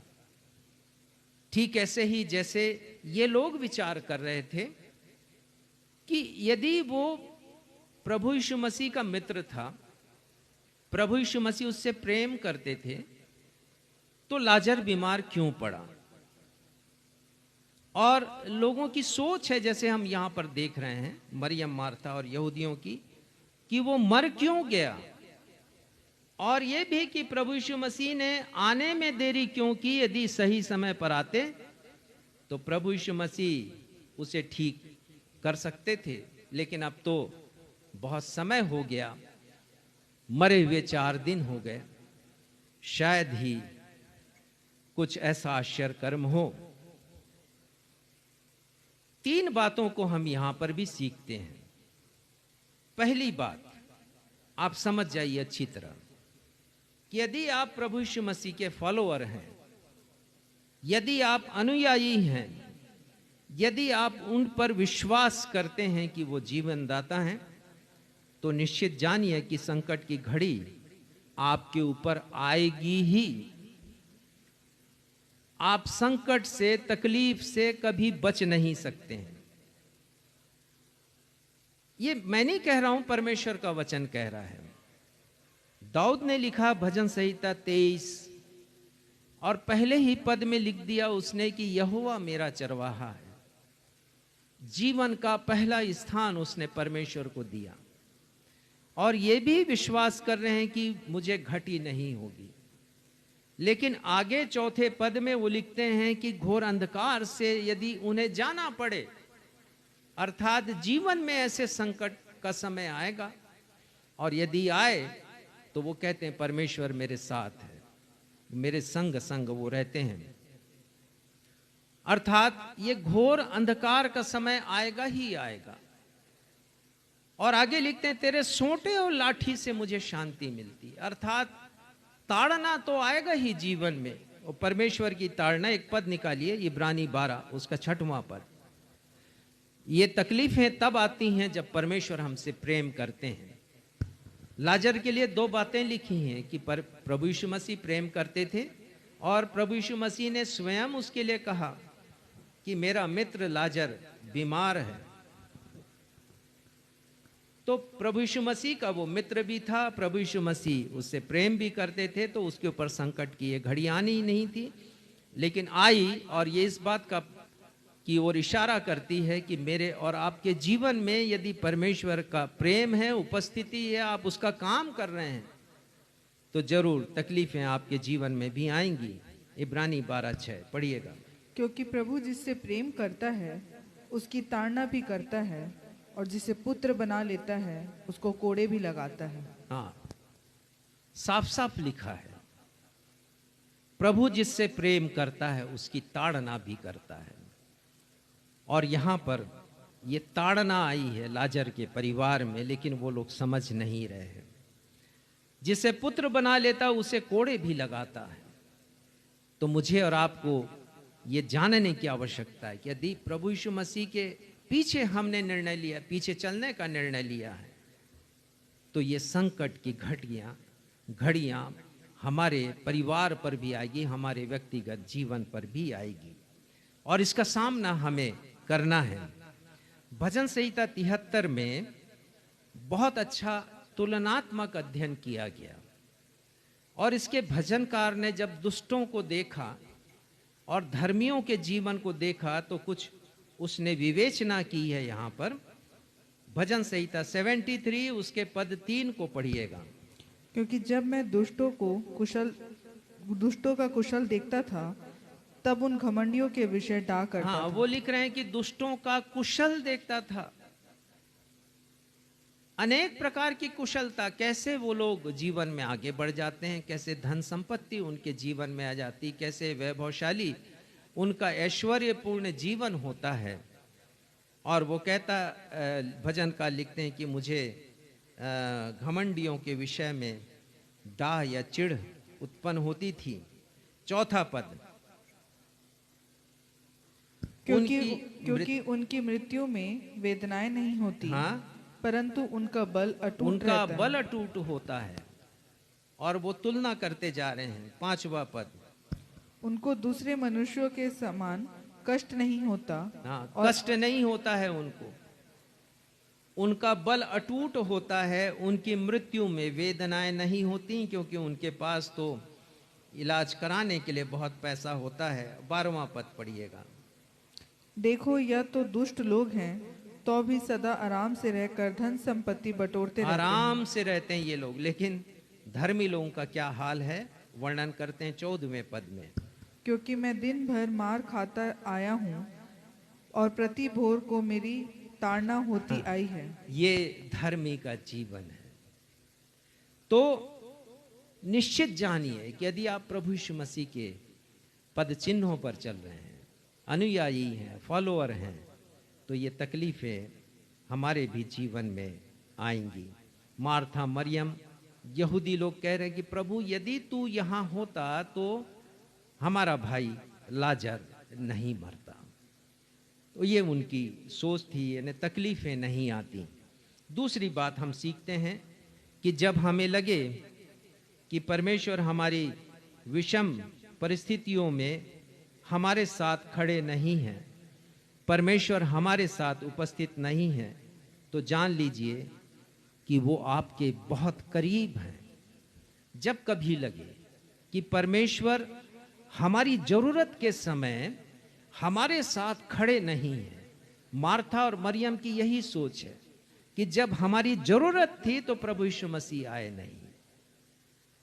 यदि कुछ ऐसा वाकयात हमारी जिंदगी में हो जाए तो निश्चित मानिए कि परमेश्वर बहुत करीब हैं। वो तो आपकी प्रतिक्रिया देख रहे हैं कि ऐसे संकट के समय आपका एटीट्यूड क्या है, आपकी प्रतिक्रिया क्या है। उदाहरण देना चाहूंगा कि प्रभु यीशु मसीह के शिष्य प्रभु यीशु मसीह के साथ गलील के सागर में थे, हम सब जानते हैं। मरकुस 4:36 से 41 में इसका वर्णन है। और वहां पर हम पढ़ते हैं कि कैसे एक भयंकर तूफान आया है और शिष्य घबरा गए हैं। प्रभु यीशु मसीह के पास पहुंचते हैं और वो नाव के नीचे तल में सोए हुए हैं। हम सोचते हैं कि यीशु सोए हुए हैं, लेकिन यीशु कभी सोते नहीं। यीशु कभी सोते नहीं है। सुन लो, तुम्हारा परमेश्वर न सोता है। क्या लिखा है भजन संहिता 121 में? ना ऊँगता है, ना सोता है।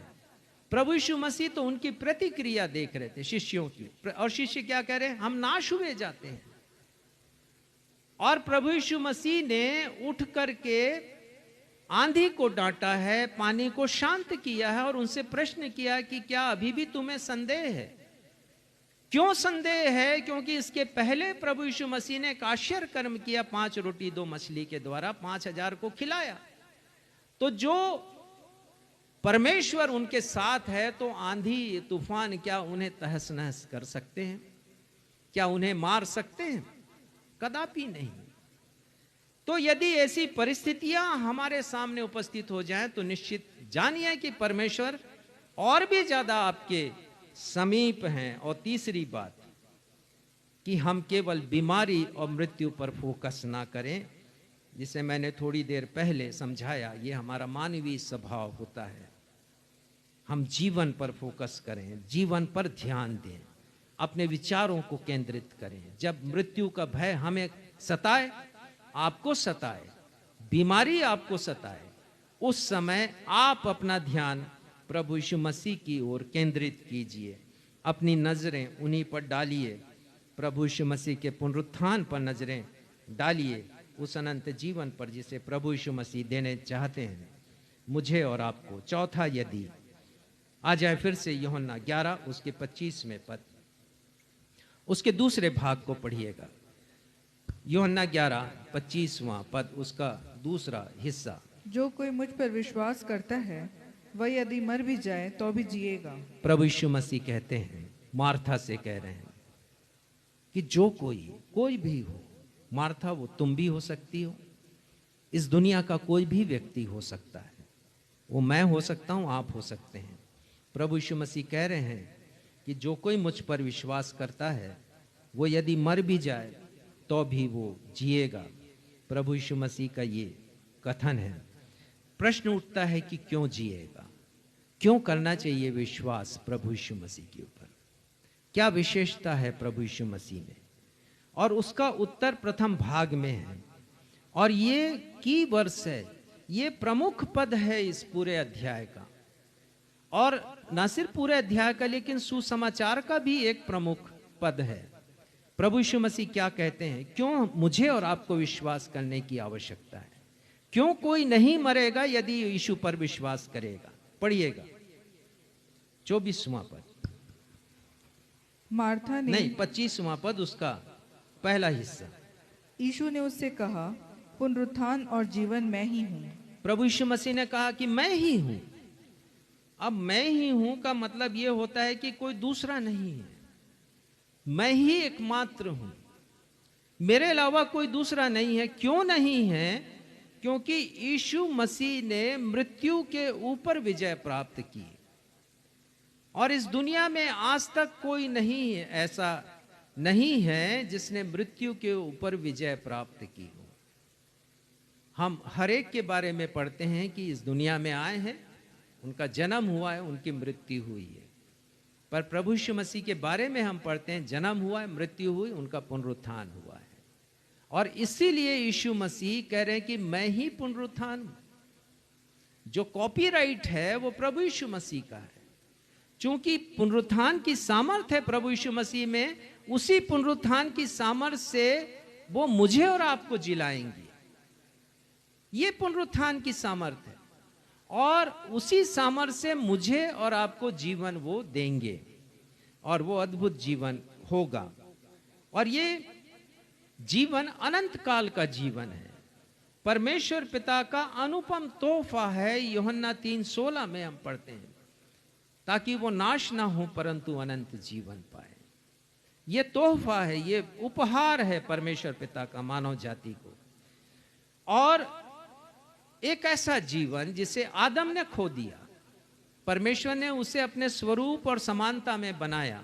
एक पद निकाल लीजिए, 1 कुरिन्थियों 15 अध्याय उसका 45वां पद और 49वां पद अभी हम पढ़ेंगे।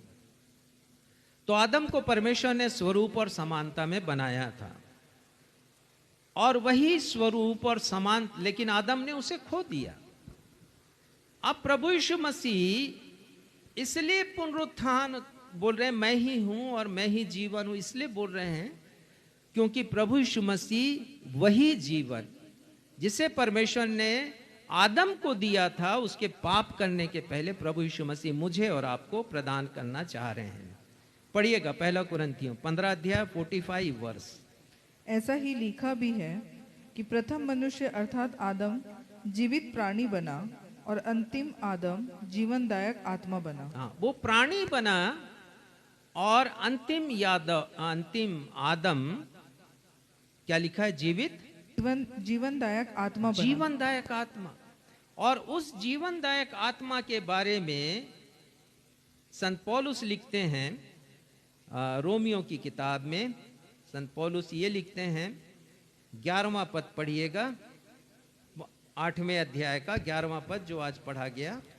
यदि उसी का आत्मा जिसने यीशु को मरे हुओं में से जिलाया तुम में बसा हुआ है, तो जिसने मसीह को मरे हुओं में से जिलाया वह तुम्हारी नाश्वर देहों को भी अपनी आत्मा के द्वारा जो तुम में बसा हुआ है जिलाएगा। तो वही जिलाएगा। लिखा है कि आदम जीवित प्राणी बना, लेकिन जो दूसरा आदम अर्थात प्रभु यीशु मसीह जीवनदायक आत्मा, और वही आत्मा मेरे और आपकी मरणहार देहों को भी जिलाएगा। और यहाँ 6वें पद में लिखा है रोमियो 8:6 में, शरीर पर मन लगाना तो मृत्यु है, पर आत्मा पर मन लगाना जीवन और शांति है। प्रभु यीशु मसीह ने फिर से आ जाए यूहन्ना 11 में 25 और 26 पद में 2 बार एक ही वाक्य कहा है, जो कोई मुझ पर विश्वास करता है, जो कोई मुझ पर विश्वास करता है। दोनों पदों में प्रभु यीशु मसीह ने एक ही वाक्य कहा है। और विश्वास हमारे मसीही जीवन की बैकबोन है, जिसको रीढ़ की हड्डी कहते हैं। पवित्र शास्त्र का बैकबोन है ये, रीढ़ की हड्डी। जैसे रीढ़ की हड्डी मुझे और आपको संभालती है, वैसे ही विश्वास मुझे और आपको संभालता है पवित्र वचनों के द्वारा। ये समझिए गाड़ी का चेसिस जैसे होता है, वैसा ही है विश्वास, जिसके ऊपर गाड़ी का पूरा ढांचा खड़ा होता है। और विश्वास की परिभाषा है कंप्लीट ट्रस्ट और कॉन्फिडेंस इन समथिंग और समवन। पूर्ण विश्वास होना, संपूर्ण विश्वास होना, पूर्ण भी नहीं, संपूर्ण विश्वास होना। और इब्रानी 11:1 में हम पढ़ते हैं, आशा की हुई वस्तुओं का निश्चय है विश्वास, और अनदेखी वस्तुओं का प्रमाण है। हमारी बाइबल जीवन की किताब है, ये मृत्यु की किताब नहीं है। इसमें हमें जीवन मिलता है। और हम पढ़ते हैं पुराने नियम में जीवन का वर्णन 232 बार आया है, मृत्यु का वर्णन 101 बार, अर्थात इससे दुगना, मृत्यु से दुगना जीवन का वर्णन आया है। और नए नियम में जीवन का वर्णन 140 बार आया है, मृत्यु का 83 बार, जो प्रमाणित करता है कि हमारी बाइबल जीवन की किताब है। और इसलिए चूंकि यीशु जीवनदाता हैं, यीशु पुनरुत्थान है, हमें यीशु के पास आना चाहिए अंतिम यदि हम देखेंगे। फिर से आ जाए यूहन्ना 11 उसके 40 पद में, और इससे बहुत सी बातें हम सीख सकते हैं। संक्षेप में हम इसे देखेंगे। यूहन्ना 11 उसका 40वां पद। यीशु ने उससे कहा, क्या मैंने तुझसे नहीं कहा था कि यदि तू विश्वास करेगी तो परमेश्वर की महिमा को देखेगी? हाँ, अब वहाँ जो मंजर है बड़ा अद्भुत मंजर है, जहाँ लाजर दफनाया गया है उसके कब्र के पास। और यीशु कहते हैं कि तुमने कहाँ रखा है उसे? और लोग प्रभु यीशु मसीह को कहते हैं कि चलकर आप देख लीजिए। प्रभु यीशु मसीह वहाँ पर आते हैं। बहुत अच्छा वर्णन है, समय की कमी से मैं इसकी व्याख्या नहीं कर पाऊंगा, परंतु हम यहाँ पर प्रभु यीशु मसीह जैसे ही कहते हैं 39 वर्ष में लिखा है, पत्थर को उठाओ, तो लाजर की बहन, उस मरे हुए की बहन मार्था यीशु से कहने लगी, है प्रभु उसमें से तो अब दुर्गंध आती है। अब इसका जो एक और संबंधित पद है, तब आप पढ़िएगा उसे, 27 पद। उसने उससे कहा, हाँ हे प्रभु, मैं विश्वास करती हूँ। किस बात पर विश्वास करती हूँ? कि तू पुनरुत्थान है, जीवन है, तू परमेश्वर का पुत्र है, जो जगत में आने वाला था वो तू ही है। ये विश्वास उसने यीशु के सामने प्रकट किया। लेकिन जब यीशु ने कहा कि पत्थर को हटाओ, प्रभु यीशु मसीह आश्चर्य कर्म करने वाले थे, उसकी सोच से भी अधिक, उसकी कल्पना से भी अधिक, इसीलिए प्रभु यीशु मसीह ने 4 दिन लगाए थे। प्रभु यीशु मसीह हमारी कल्पना से भी अधिक बड़ा काम करते हैं। यदि वो रुक गए, इसका मतलब ये था कि वो केवल बीमार लाजर को ठीक नहीं करना था, उनको मृत लाजर को ठीक करना था, उसे जीवन देना था, जो उससे बड़ा आश्चर्य कर्म था। तो कभी यदि विलंब हो जाए हमारी जिंदगी में प्रतिज्ञा के पूरी होने का, तो आप निश्चय जाने कि परमेश्वर कोई बड़ा काम आपकी जिंदगी में करना चाह रहे हैं। लेकिन उसके लिए विश्वास की आवश्यकता है, और वो विश्वास मार्था का विश्वास नहीं होना चाहिए, वो सतही विश्वास नहीं होना चाहिए, वो आंसू बहाने वाला विश्वास नहीं होना चाहिए, वो एक ठोस विश्वास होना चाहिए। और उस विश्वास की यहां कमी, वो बोल रही कि प्रभु उसमें से तो दुर्गंध आ रही है। अरे उसे तो कहना मानना था, उसे कुछ कहने की आवश्यकता नहीं थी, क्योंकि प्रभु स्वयं आश्चर्य कर्म करने जा रहे थे। तो प्रभु यीशु मसीह क्या कहते हैं उससे कि क्या मैंने तुझसे नहीं कहा था कि यदि तू विश्वास करेगी तो परमेश्वर की महिमा को देखेगी, पर तूने ठोस विश्वास नहीं किया। और फिर प्रभु यीशु मसीह कहते हैं, जैसे ही पत्थर हटाया जाता है, प्रभु यीशु मसीह कहते हैं 43 पद में, हे लाजर निकल आ, और लाजर बाहर आ जाता है। हमारा विश्वास प्रभु यीशु मसीह के ऊपर सतही नहीं होना चाहिए। यदि विश्वास है कि प्रभु यीशु मसीह पुनरुत्थान है, तो यह विश्वास होना चाहिए कि मेरा भी पुनरुत्थान होगा। मुझे आंसू बहाने की आवश्यकता नहीं। यहां पर यीशु के भी आंसू बहे हैं। बहुत से लोग इसकी व्याख्या करते हैं कि लोग रो रहे थे वो शोकित के लिए, तो यीशु के भी आंसू बहे लोगों को देखकर। नहीं, उनके अविश्वास को देखकर यीशु के आंसू बहे। यीशु को तो मालूम था कि वो उसे जीवित करने वाले, वो क्यों शोक मनाते? वो तो आनंद का पल लाने वाले थे। उनकी सोच से, उनकी कल्पना से बढ़कर काम करने वाले थे यीशु मसीह। यीशु मसीह उनको देख करके नहीं रो रहे थे, उनके दुख को देखकर नहीं रो रहे थे। वो तो लिखा उदास हो गए। एक अंग्रेजी बाइबल में एंगर से भर गए यीशु मसीह, अर्थात क्रोध से वो क्रोधित हुए हैं प्रभु यीशु मसीह उन लोगों की प्रतिक्रिया के ऊपर। और यीशु मसीह व्यथित हुए हैं। और यहां पर हम देखते हैं कि प्रभु यीशु मसीह फिर उस आश्चर्य कर्म को, बड़े आश्चर्य कर्म को करते हैं। तो आज हमने इस 5 यदि के बारे में देखा और अपने स्वयं के जीवन को टटोला है। होने दे परमेश्वर पिता कि ये विश्वास हमारे जीवन में हो, कि जैसा हम पढ़ें परमेश्वर के वचन को, उसके अर्थ को उसी रूप में हम समझें और विश्वास करें, और ये ठोस विश्वास हमारी जिंदगी में हो। आइए फिर से हम उस गीत को गाएं, तेरा प्यार है महान, तेरा प्यार है महान। इस गीत को हम गाएंगे, उसके अंतिम पद को हम गाएंगे कि हमारे जीवन से गवाही निकले कि मैं जो पहले मृत था, प्रभु यीशु मसीह ने मुझ में अपनी जान डाली है। अंतिम पद,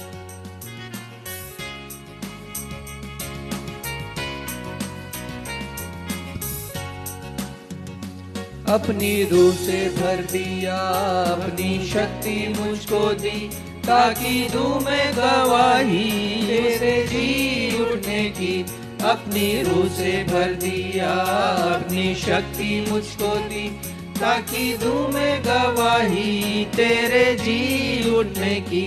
क्यों ना बोलूं फिर मैं तेरी जय जयकार, क्यों ना बोलूं फिर मैं तेरी जय जयकार। जय जयकार जय जयकार, तूने मेरे लिए क्या कुछ ना किया। जय जयकार जय जयकार, तूने मेरे लिए क्या कुछ ना किया। हमारे पिता, हम धन्यवाद देते हैं कि आज आपने हमारी आंखों को खोला है और आप चाहते हैं पिता कि हमारा विश्वास अन्य लोगों के समान ना हो जो सतही विश्वास है। एक और हम कहें कि हम यीशु पर विश्वास करते हैं, लेकिन उसे अपने आचरण के द्वारा, स्वभाव के द्वारा, कार्यों के द्वारा उसे अभिव्यक्त ना करें। और प्रभु यीशु मसीह चाहते हैं, एक और मार्था ने कहा कि मैं विश्वास करती हूँ, मैं विश्वास कर चुकी हूँ, लेकिन जब विश्वास के प्रगटीकरण का समय आया तो वो तो कहने लगी कि असंभव है, अब तो दुर्गंध आ रही है मेरे भाई की लाश से, कैसे जीवन देंगे आप।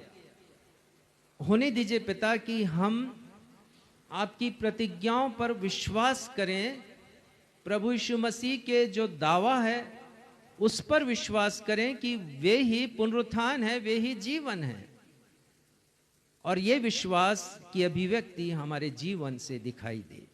आज के अध्ययन के लिए हम आपको धन्यवाद देते हैं। सारी महिमा हम अपने प्रभु यीशु मसीह को देते हैं। प्रार्थना है पिता कि ये वचन हमारे हृदय में राज करें, हम केवल सुने नहीं परंतु उसे हम अभिव्यक्त भी करें, उस विश्वास को जिसके विषय में आज हमने सीखा है। धन्यवाद देते हुए अपनी इस प्रार्थना को आपके बेटे हमारे उद्धारकर्ता प्रभु यीशु के नाम से मांगते हैं। सुनिए और ग्रहण कीजिए। हम सब कहें आमीन। आशीष ग्रहण करें। अब हमारे उद्धारकर्ता प्रभु यीशु मसीह का अनुग्रह, हमारे परमेश्वर पिता का प्रेम और पवित्र आत्मा की शांति हम में से हर एक के साथ अब से लेकर हमारे उद्धारकर्ता प्रभु यीशु मसीह के दूसरे आगमन तक, जो पुनरुत्थान और जीवन है, हमेशा होती रहे। हम सब कहें आमीन। जय मसीह।